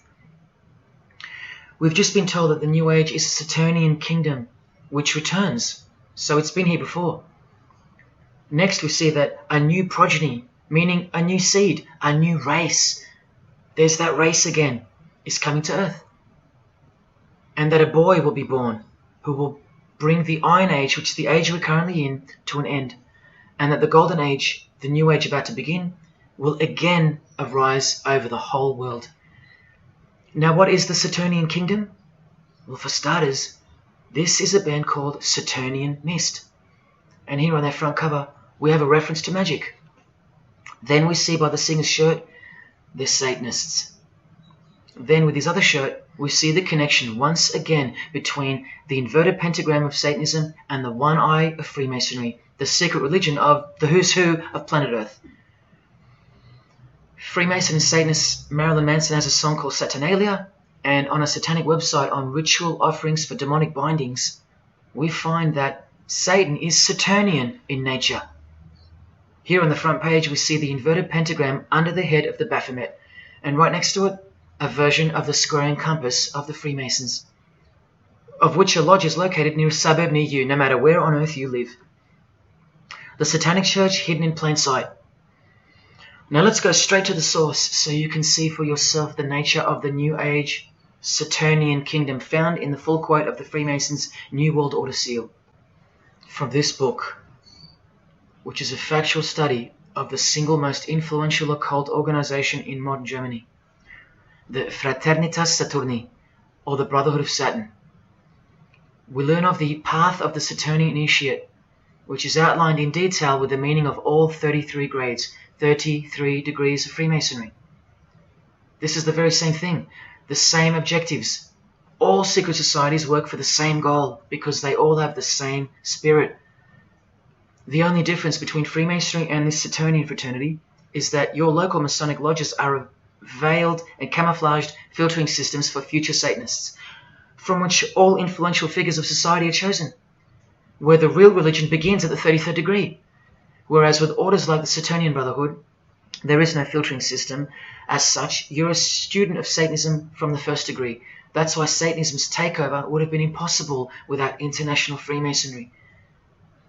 The Saturnian teachings include sexual mysticism, sex magic, and Nietzschean Thelemism. Nietzsche, remember the guy who says that Christians and the mindset to help the weak makes up the sick animal man, the guy who wrote this book and doesn't believe in good and evil. And Thelemism from 33rd degree Freemason, who says that in this book that to initiate the New Age the whole world must be bathed in blood in a bloody sacrifice before man can accept the law of Thelema. Nietzschean Thelemism. That's what the New Age Saturnian kingdom, from which the Freemasons took this phrase from, actually looks like. This factual study on the Saturnian Brotherhood is filled with references to Lucifer, Satan, magic, sex magic, blood, sacrifice, the number 666 as mentioned by Jesus Christ himself, and of course, Freemasonry. The secret society that all of our politicians and entertainers belong to. And what's the demonic sigil for Saturn? The Masonic square and compass. Are you going to snap out of it now? When you see a beautiful sunrise and smell the fresh air, or hear a great song, or see a great movie, are you going to forget where you really are? When you hear people using Jesus Christ's holy name as a cuss word, are you going to forget where this phenomenon really came from and why it's taking place? Now that you've seen how actual and bona fide the reality of 666 is from their own mouths and symbols, let me show you where else it's revealed. Do you see these Roman numeral numbers down here? They add up to 1776, the year that America officially became the country we know of today. And also the year of the birth of another secret society, which was absorbed into Freemasonry after it was banned in 1785. But look, the base numbers. M is 1,000, C is 100, and X is 10. All you have to do is subtract the base numbers. 1776 minus 1,000 minus 100 minus 10. Or simply remove the Roman numerals which represent the base numbers. No, I'm not playing tricks on you. Neither are your eyes. But someone else is. Now that you've seen the prevalence and seriousness of this horrid number, now that you've seen what you've seen, I can show you where else it appears. This figure is represented by the numbers. To make this work, they had to remove the number 1 altogether and separate the 2. Of course, we'd be too dumb to pick up on it. But 789 minus 456 is this, multiplied by this lonesome 2. That's right. This dark and mysterious figure is none other than the long-anticipated Antichrist, the ruler of the Saturnian kingdom, which is on its way. And Australia has been steeped up to its neck in secret societies since the early 1900s. World Economic Forum logo, with this slash through the O's, is of course representative of the number of the ruler of the New Age, 666. The barcode is the primitive version of the worldwide system that Jesus predicted would revolve around the number of the beast. And as you can see, the base of every single barcode in all the world is 666. No matter if the lines are on the ends and in the middle are elongated or not. I found that out from the horse's mouth in an interview with the man who was commissioned by IBM to come up with a new way to automate data collection. There are in fact 3 6s in the Google logo, which comes from this occult symbol. Coincidence? And he found in a Masonic lodge the square and compass symbol appears in the middle of a hexagram, which is a symbol used in the royal art of Freemasonry, witchcraft, as shown in this book. Well, among other things, the hexagram itself can be broken down to quite clearly represent 666. This is a Masonic square and compass designed by the Manal Masonic Lodge, symbolizing world unity. Up the top you find the logo of the United Nations. Well, there are 33 segments in the UN logo, symbolizing the 33 degrees of Freemasonry. See this crop circle here with the Masonic eye on top of the pyramid? I know nothing about crop circles and the phenomenon of them, but I know how many rays are coming off the eye. 33. 33 degrees of Freemasonry. Don't forget that the highest authority of Freemasonry already admitted to be the designers of the pyramidal seal in a 1962 edition of their magazine, The New Age. I've shown you how the inverted pentagram makes for the spelling of the word Mason in the same seal. Well, that same pentagram with the elongated top horns appears here in a European Union logo. An inverted satanic pentagram right in front of our eyes. Here's the European Union building architecturally mimicking the Tower of Babel. That was the very same tower that the God of the Bible destroyed thousands of years ago, according to the Bible, when Nimrod, one of the admitted founders of the original craft of Freemasonry, tried to unite the world under one world government. So this logo and this building design is a clear statement to the God who intervened the first attempt at a world government. This is England's Secret Service logo for MI5 with the word intelligence being symbolized by the eye of Lucifer, who was viewed as the most intelligent entity in existence by the secret societies. And this is the symbol for the Information Awareness Office. You know exactly who's in control, and now you know exactly what they want, and they will get it. In a 1962 article written by former US President and Freemason's wife, Edith Roosevelt, in the New Hampshire News, and speaking of the spiritual counterpart building for the United Nations, called the Temple of Understanding, she writes that the symbolism planned for the building dates back to the black magic practiced by the high priests of ancient Egypt, and that the building will contain a giant eye. You don't have to wonder why now, because you know why. This clothing designer is fully aware that the one-eye symbol is synonymous with Satan and a hatred of Jesus. Does this movie poster make any more sense to you now? Well, are you ready for the second biggest shock of all? Whatever you think of what you're about to see, please come see me on the other side of this so I can show you something. This clip only goes for a few minutes. And keep in mind, the only reason I'm showing you this to you is because the writer and director of the preview of this movie-style documentary was murdered, along with his wife and his little daughter and his dog, all before the production could begin. The murder was made to look like a murder-suicide, the news of which never made national broadcasts, just the local news. Case closed, nothing to see here. You have to ask yourself why. After so many movies with a dystopian, World War, totalitarian type theme, why was this movie so dangerous and strictly unacceptable for public viewing that a whole family would be murdered? Well, this movie was going to tell us about America's secret destiny. And one other thing which you'll see on the other side of this clip, an amazing thing. As titled by Manly P. Hall over 100 years ago, what's the secret destiny of America? Well, it's this.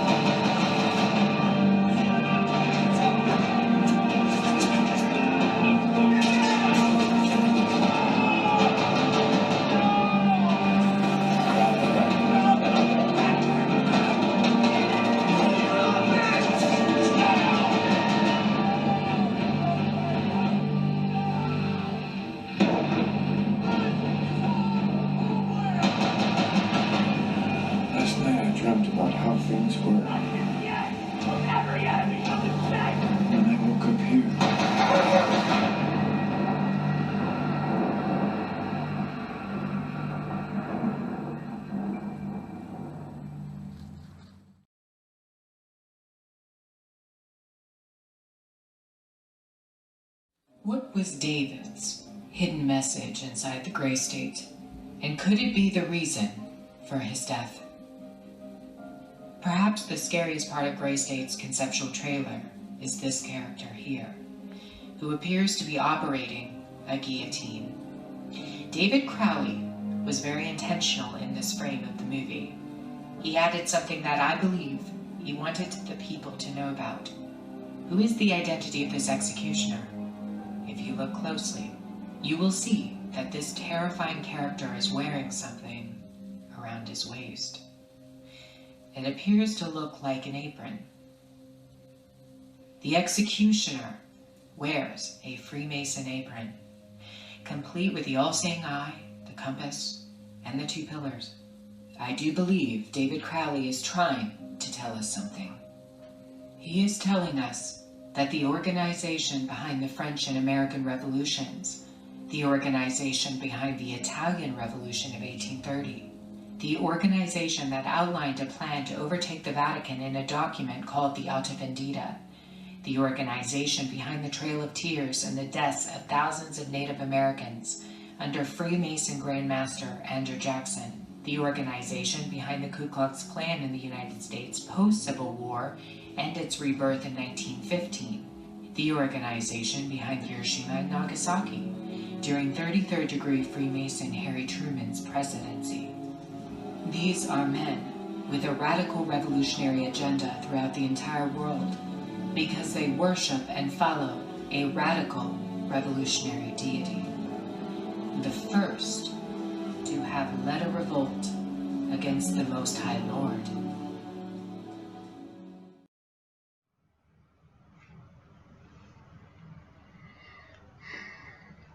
When I was in high school, coming from a completely non-Christian and non-religious family or background, I distinctly remember the first time that I decided that the Bible or the New Testament, to be more precise, was definitely not true. Made up, fairy tale, whatever. It was one verse, one scripture that to me at the time proved unequivocally that it wasn't written for our time. A prophecy that was impossible to be fulfilled. Here's the verse. And I saw thrones, and they sat upon them, and authority to administer justice was given them. And I saw the souls of those who had been beheaded, because of the testimony they bore of Jesus, and because of the word of God. No way could guillotines be introduced as a form of execution in the 21st century, right? No way. Proof that the Bible was a prehistoric book written for prehistoric people. And this is long before He woke me up on a midnight highway to spare my life from a high-speed collision into a concrete wall. Ladies and gentlemen, in 2021, like the smartphone or the smartwatch, this is called the Smart Guillotine. Built by Chanel. You know, the perfume and clothing and accessories brand for the rich. What on earth does a perfume company have to do with chopping people's heads off? Well, I thought I told you that all of this is just the tip of the iceberg. I wonder who really owns Chanel. Well, here's their logo, and there is an eye in the design. And have you seen their drip design? How odd. Welcome to the real world. You ready? This is from a legislation archive from the Georgia House of Representatives in the 1995-96 sessions. This is Bill HB 1274 on the death penalty, guillotine provisions. How far along are we into enacting these bills worldwide? I don't know. Maybe they've been enacted already. But I just wanted to show you that in 1995 the ball was already rolling. Another ball that's rolling are the 7 universal Noahide laws. They sound great from the outside, designed so to conceal some terrifying details on the inside. Firstly, they were signed into US law in 1991 by George H.W. Bush on March 26. Here's the bill and resolution. It was named Education Day. As you can see in the details of Resolution HJ 104, they are the 7 Noahide laws, resolved by the Senate and House of Representatives of the United States of America in 1996. Every single president since H.W. Bush has annually re-signed this resolution. Many world leaders have called for the acknowledgement and observance of the 7 Noahide laws, including the President of the European Union in July 2014 and the Australian Governor-General Michael Jeffrey in 2008. And this will be international law. So what's the problem?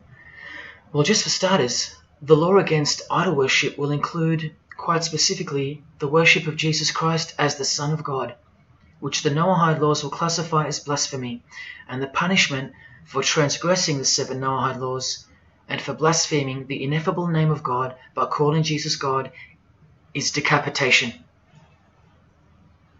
I'll let you take that in for a second. This will be governed by a world court with no possibility of appeals. Something like this, an international Sanhedrin. Who do you think is truly behind these laws? Well, I can show you that right now. Here is the bill being signed into law by H.W. Bush, and here is their signature hidden in plain sight, the hidden hand of Freemasonry, displayed by this sinister and gloating-looking individual. And you know what Freemasonry is a cover for now. Who do you think designed the guillotine in the first place? This guy, Joseph Guillotine, a Freemason. Still don't believe in the prophecies of Jesus Christ? You're still in denial?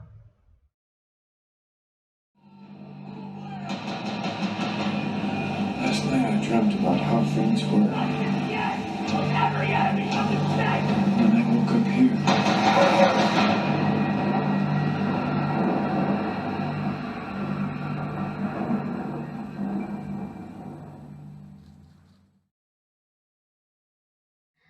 Well, that's why the director was murdered. And his wife, daughter, and dog. I think of them often, and sometimes when I need spiritual sobering up, I think of that fateful and evil night where that beautiful Christian family were brutally eliminated. If you think he wasn't onto something, well, he paid the greatest price to share this with you. Prophecy will be fulfilled. Listen to the words that come right after the execution by guillotine scripture in the Gospels. And I saw those who were such that they did not worship the beast, nor his image, and did not receive his mark of identification upon their forehead and hand. Remember this mark in the video?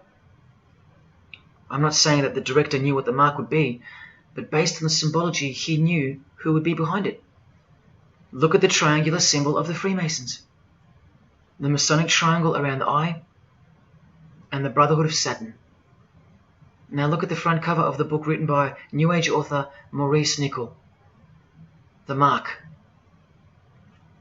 Same symbol. Identical to the symbol used by J.K. Rowling, who said its design was inspired by the Freemasons. Who has this tattoo, which represents the Baphomet. Well, Solve Coagula is the process in which they will bring this New World system to life. It's identical to the Masonic motto of order out of chaos. Solve means dissolve or destroy, and coagula means to bring the elements back together into a new and higher form, a new and higher system. Jesus described it as the beast system, and one way or another, we will be marked as a form of identification in order to participate. But first, chaos must ensue. A deep Masonic truth, which is mostly true anyway, is that destruction precedes construction. It's like having to destroy a tree in order to create a table. The same principle applies to creating the New Age. That's why I know that the process which involves the creation of a new system must involve the destruction of this one. Now, this is the last referenced work I'm going to use to show you who will be the head of that system, that one world government. A book by David Spangler, considered as one of the founding fathers of the modern New Age. He also has an intimate relationship with the United Nations, as shown in a 1975 document which was uploaded to the UN archives in 2006. Please pause to confirm that. Where you can find his name listed under the Board of Directors for the Planetary Citizens Group. In his book, Reflections on the Christ, David Spangler, remember, one of the founding fathers of the New Age, and a member of the Board of Directors in a United Nations sanctioned program, repeatedly upholds and honors the entity known as Lucifer. He tells us all about what is required to step into the New Age. Well, mainly, what's required is a new understanding of the angel Lucifer. He writes that when this great project of evolution began, man went forth as consciousness to learn his divinity, and Lucifer went with him. It is important to see that Lucifer, described as an angel, a being, a great and mighty planetary consciousness. He says that, just like in Halloween and trick or treat, if the person offers a treat to Lucifer who knocks on his door, And the person says to Lucifer, come in, and I will give to you the treat of my love and understanding, and I will uplift you in the light and presence of the Christ. Christ meaning my outflow. Then Lucifer becomes that being who carries the ultimate treat, the light of wisdom. Lucifer represents experience. Lucifer is literally the angel of experience. The Luciferic element becomes the true revealer of light, the angel of light. The light that reveals to us the path to the Christ comes from Lucifer. The Christ that he refers to obviously is the Antichrist spirit, who will eventually manifest on earth as one man. But for some odd reason on page 60 he feels compelled to clarify that he was only joking once when he said maybe to enter the New Age we all need to take a Luciferic initiation. Well, that's definitely no joke. That's right, Lucifer is the savior of the secret societies. The solar system was the manifestation of the consciousness of a very great being known as the Solar Logos. And if we go back to the secret society of the Brotherhood of Saturn, we read that mankind will be able to take a measure of egocentric power from the Solar Logos. In this way, Lucifer is the savior of humankind.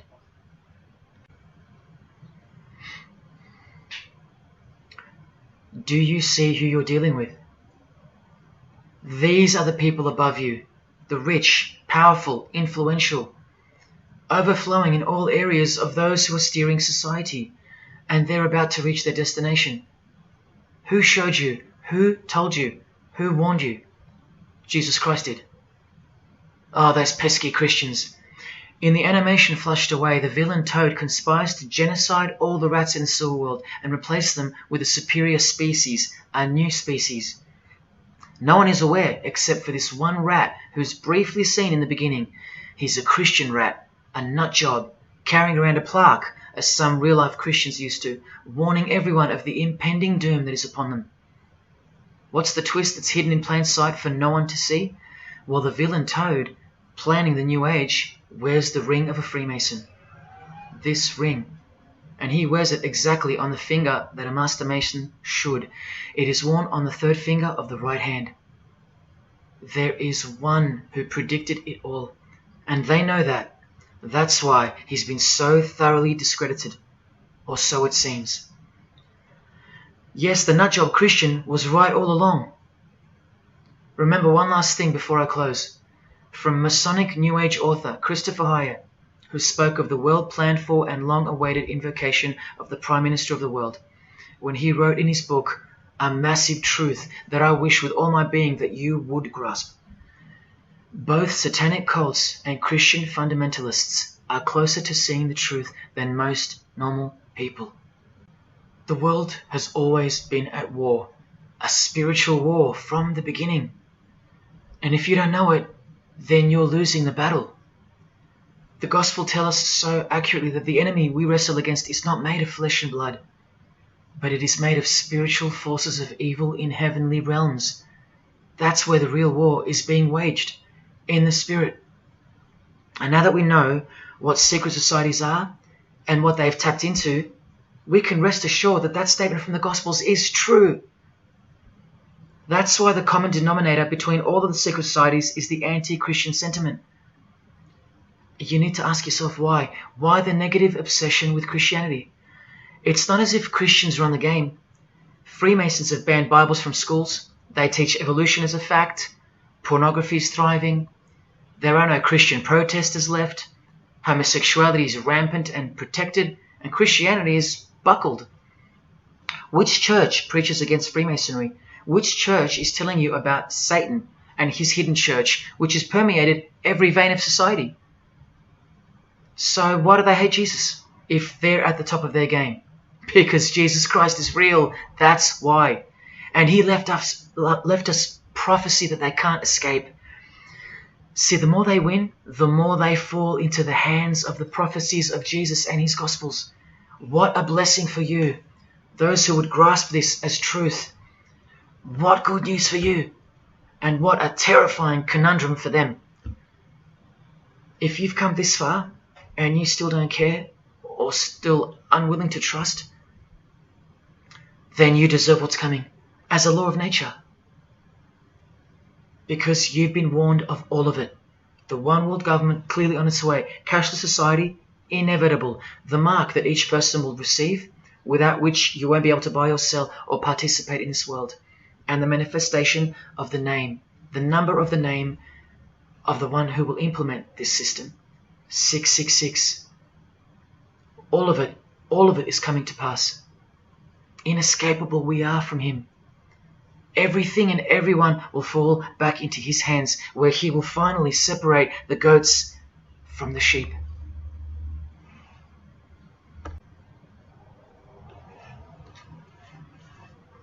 Now watch the Bible destroy Freemasonry like no other book in 2 minutes. Regarding their lodges and obelisks, their heart is faithless. Now they must bear their guilt. The Lord will break down their altars and destroy their sacred obelisks. And speaking of the bloodline that gave birth to Jesus, God says, "You shall not set up for yourselves a sacred pillar, which the Lord God hates." See what you're up against, Freemasonry? While Freemasonry meets and speaks in darkness and secret, Jesus said, "I have spoken openly for all the world to hear, and in secret I've said nothing."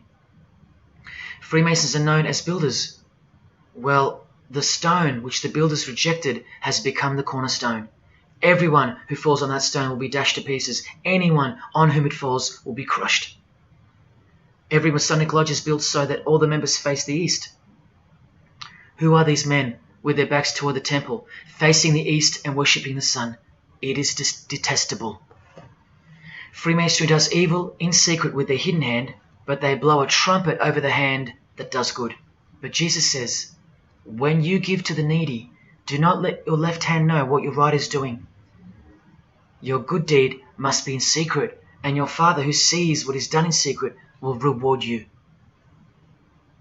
You can't become a Mason if you're broke, blind, maimed, or have a criminal record. Jesus said, but when you give a banquet, invite the poor, the crippled, the lame, the blind. Freemasonry takes pride in its secret rituals and is hungry to rule the world. The Gospels say that their destiny is destruction. They make appetite their God. They take pride in what should bring shame. Their minds are set on earthly things. Freemasonry believes that the light is but darkness visible. The Bible says, woe to those who call evil good and good evil, who put darkness for light. And Jesus further said, if therefore the light which is in you be darkness, how great a darkness that would be. Freemasons spend their whole lives taking gruesome oaths of secrecy. Jesus said, but above all things, my brethren, stop the practice of putting yourselves under oath. Freemasonry is built upon a hierarchical system, a pyramidal system. Jesus said, for everyone who exalts themselves will be humbled, and whoever humbles themselves will be exalted. We could go on and on, but we're going to end on this one. Exclusively written for the practices in the lodge room of political Freemasonry. A troublemaker and a villain who goes about with a corrupt mouth, who winks with his eye, signals with his feet, and teaches with his fingers, who plots evil with deceit in his heart. He always stirs up conflict. Therefore, the disaster will overtake him. He will suddenly be destroyed. That is Freemasonry through and through. And apart from the man in the mirror, prior to your baptism of the Holy Spirit, Freemasonry is the villain. They do go about with a corrupt mouth as they are sworn to secrecy. They do proverbially wink with the eye, making the one eye. They most certainly signal with their feet and teach with their hands and fingers. In the lodge, I can vouch. And they do plot evil, stir up conflict, in order to further their goal of the New Age and the New World Order, the greatest conflict being up ahead. But thank God Almighty above, the verse also tells us that disaster will overtake them, and they will be destroyed. One frightful and glorious day, you can count on that. Because the only thing you can count on in this world, more than death, more than taxes, is the Son of God.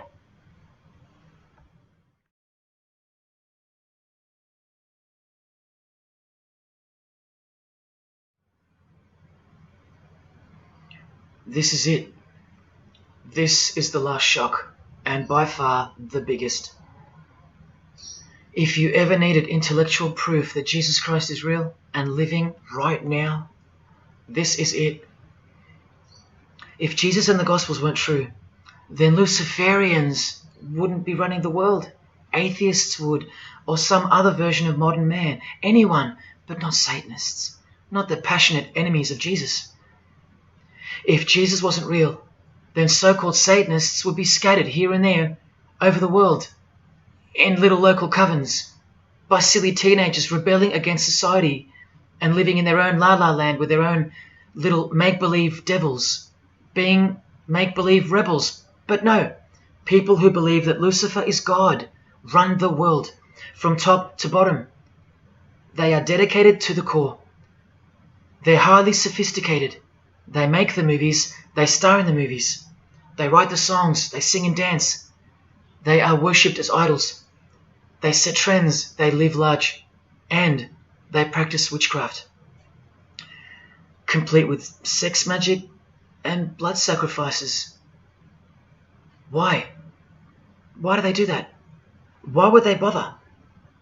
Because witchcraft is real and has been since before civilization began, hidden from the vile multitude who have been stupefied by propaganda to the point that they don't believe in anything anymore. And who waged a war on witchcraft on your behalf? God did, the God of the Bible. If Jesus wasn't real, Luciferians wouldn't be building their paradise on earth. Atheists would. If Jesus wasn't real, Luciferians wouldn't be passionately hating him to the point of keeping their existence hidden under penalties of torture and death. Lo and behold, in the 21st century. Yes, if Jesus was a myth, Luciferians wouldn't be working overtime to inadvertently fulfill every prophecy that Jesus gave us. Can anybody read me? What part of Jesus foretold a worldwide cashless system, a worldwide government, and a worldwide religion do you not get? If Jesus wasn't real, why do former Satanists freely admit that only the true Christians are immune to witchcraft? They have no power over the disciples of Jesus. How is that possible? And what about this one that's been going around? If the Gospels were written by the Catholic Church in order to control people, then why didn't they include a Pope in the Scriptures? There's no Pope here. Why didn't they include instructions to obey the priests? There's no priests in the New Testament, except for God himself and all his disciples. We're all priests. If the Gospels were an invention of the Catholic Church, why does Jesus say to call no man Father except your Father in heaven? Yet every priest holds the title of Father. If the Gospels were an invention of the Catholic Church to control people, why were only priests allowed to own a Bible and not the common people? Why did they burn William Tyndale at the stake, a Christian scholar who translated the Bible into English? Are you with me? Please help me understand how you don't believe in Jesus when even your enemies, the high-ranking Freemasons, think that you're stupid for not believing in Satan. There was the first shock, which was the fact that an international secret society exists at all, and that all people in power, prominence, celebrities, they're members of it. That was the first shock. The second shock was the oaths they take and the rituals they perform. Decapitated heads, brains exposed to the sun, drinking wine from human beings' skulls, all done by the people you respect the most. Pretty shocking if you have any brains left in your skull and heart left in your ribcage. The third shock was the reason they took the oaths and performed the rituals. And that reason is that the secret society they all belong to is in fact Satanism. The fourth shock was the details of witchcraft and the details of the new satanic age, the Saturnian kingdom, where billions are planned for death to pave the way for a spiritual and technological utopia. But do you know what the biggest shock of all is? The shock that surpasses all of them combined. It's Jesus. Jesus is the shock. He's the shockwave, the reality and truth of him. Because that changes everything. He changes everything. The greatest news you could never think up, that God left his abode to come here, a form of hell, manifest on earth, to be ridiculed and executed, to save our sorry asses by taking a bullet for us. Don't worry, his second coming won't be so sacrificial. Better start fearing like you fear a cop and like you fear a judge. Oh, I know you tremble in front of them. But you don't fear God?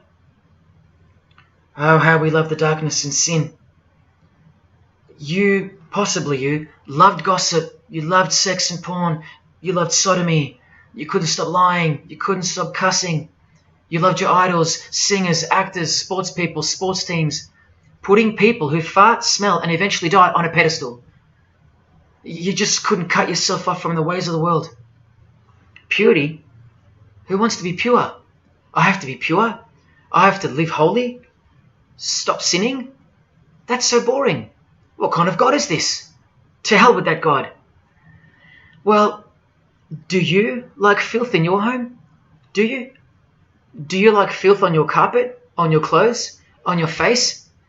Do you invite filthy guests over and give them a share in all your belongings and all your power? Do you give them the keys to your house and car? No, you don't. But the Creator, who has the greatest house of all, he should. We can barely earn $1,000 a week, and we don't give that away to anyone. But now God should share his wealth with you, the unclean, the unrepentant. Is it too much to ask your filthy guests to clean up before they enter? To watch their mouths, to control their willy? Is that too much to ask? Oh, but if God was real, what about all the children that die? What about them? What are you doing about them? Are you still stuck on which phone you're going to upgrade to or what's for dinner? Why don't you leave your abode, your luxuries and your loved ones and risk it all to go save some children yourself? Oh, but what about all those who've never heard of Jesus? Let me ask you, what's your excuse? I know they have one, but what's yours? You've heard of him.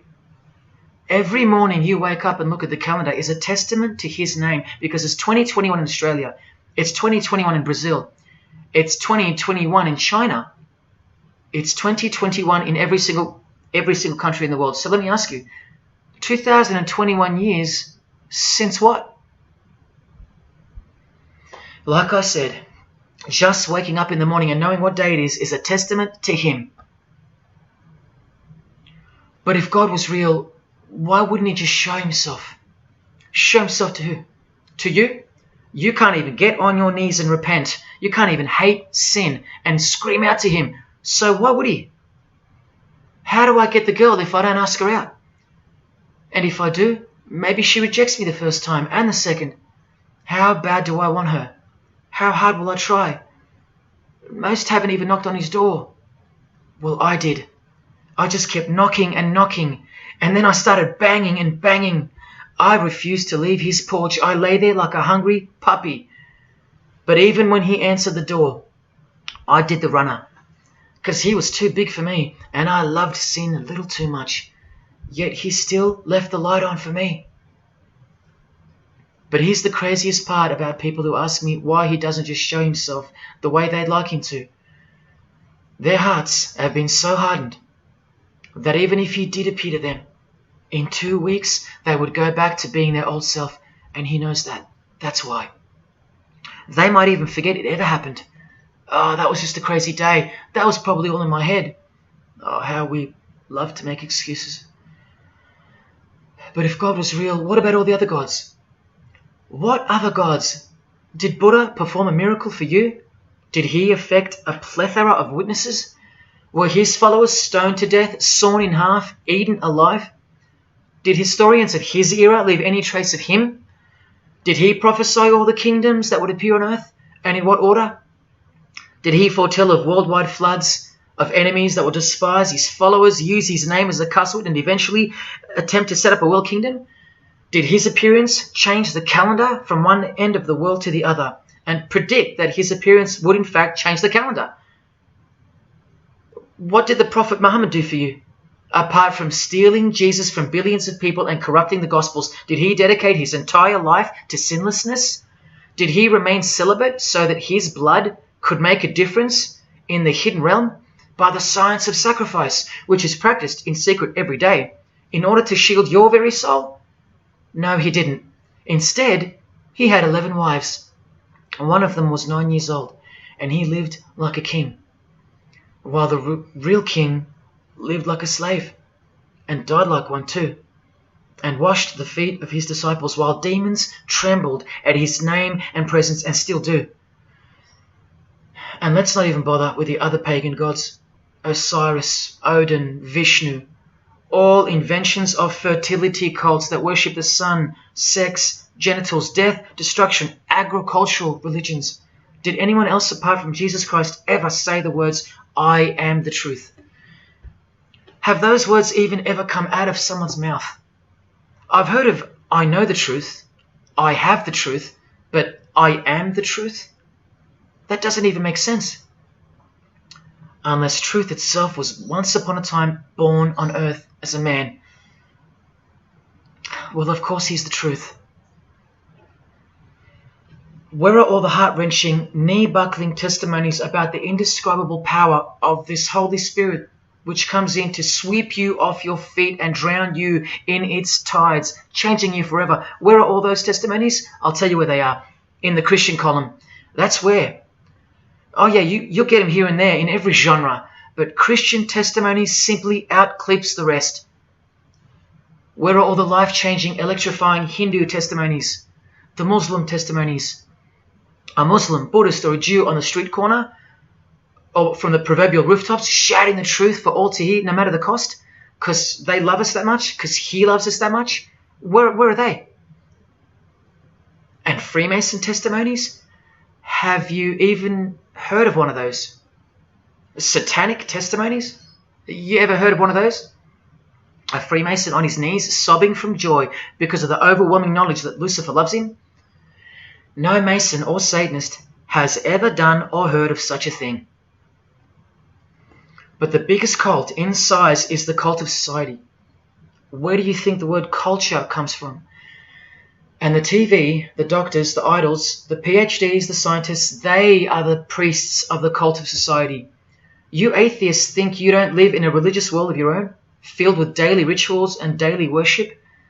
Even your beliefs require faith in what your priests teach you. Evolution, no proof. Age of the earth, no proof. Distance of the sun, all faith-based on what you are told by strangers. You can see the rings of Saturn with your telescopes, but you can't see the buggy on the moon that was left behind in 1969, yet you still believe, because you have faith. Don't you worry, no matter who you are, you live in a religious world, because life is religion. And if you're still in the "I'm not religious" category, think again. You all worship something or someone, and your religion is futile. But for you, for the one, whoever you are, remember the advantage that evil has over good. A little good doesn't destroy evil, but a little bit of evil destroys all good. See this glass of water? One single drop of poison is enough to render the whole lot useless or deadly. That means that 99% of the goodness and purity of that water amounts to nothing, all because of one single drop. The whole glass is evil. And so it is with the human soul. You better believe it. Does anyone go out with a stain on their face or on their shirt? You think the soul can't be stained? Think about it. Just one lie makes you a liar. So you can't go where life is, stained with death? Now, in case someone thinks I'm playing the high and mighty role, I tell you this. I used to be a liar. I used to be a pervert. I used to be a drunkard. I used to smoke all kinds of poison. I used to have angry outbursts, use a filthy mouth, indulge in filthy humour. I used to. Past tense. But no more. He finally summoned me. He called my name for the last time. He took my dog, then my music. He took my band, broke it all, and broke me, flooded me clean. He sent for me. He woke me up from a deep sleep. on a high-speed midnight highway with a whisper, an actual whisper in my ear, and only meters between me and a concrete wall with my name on it, because he knew I had it in me.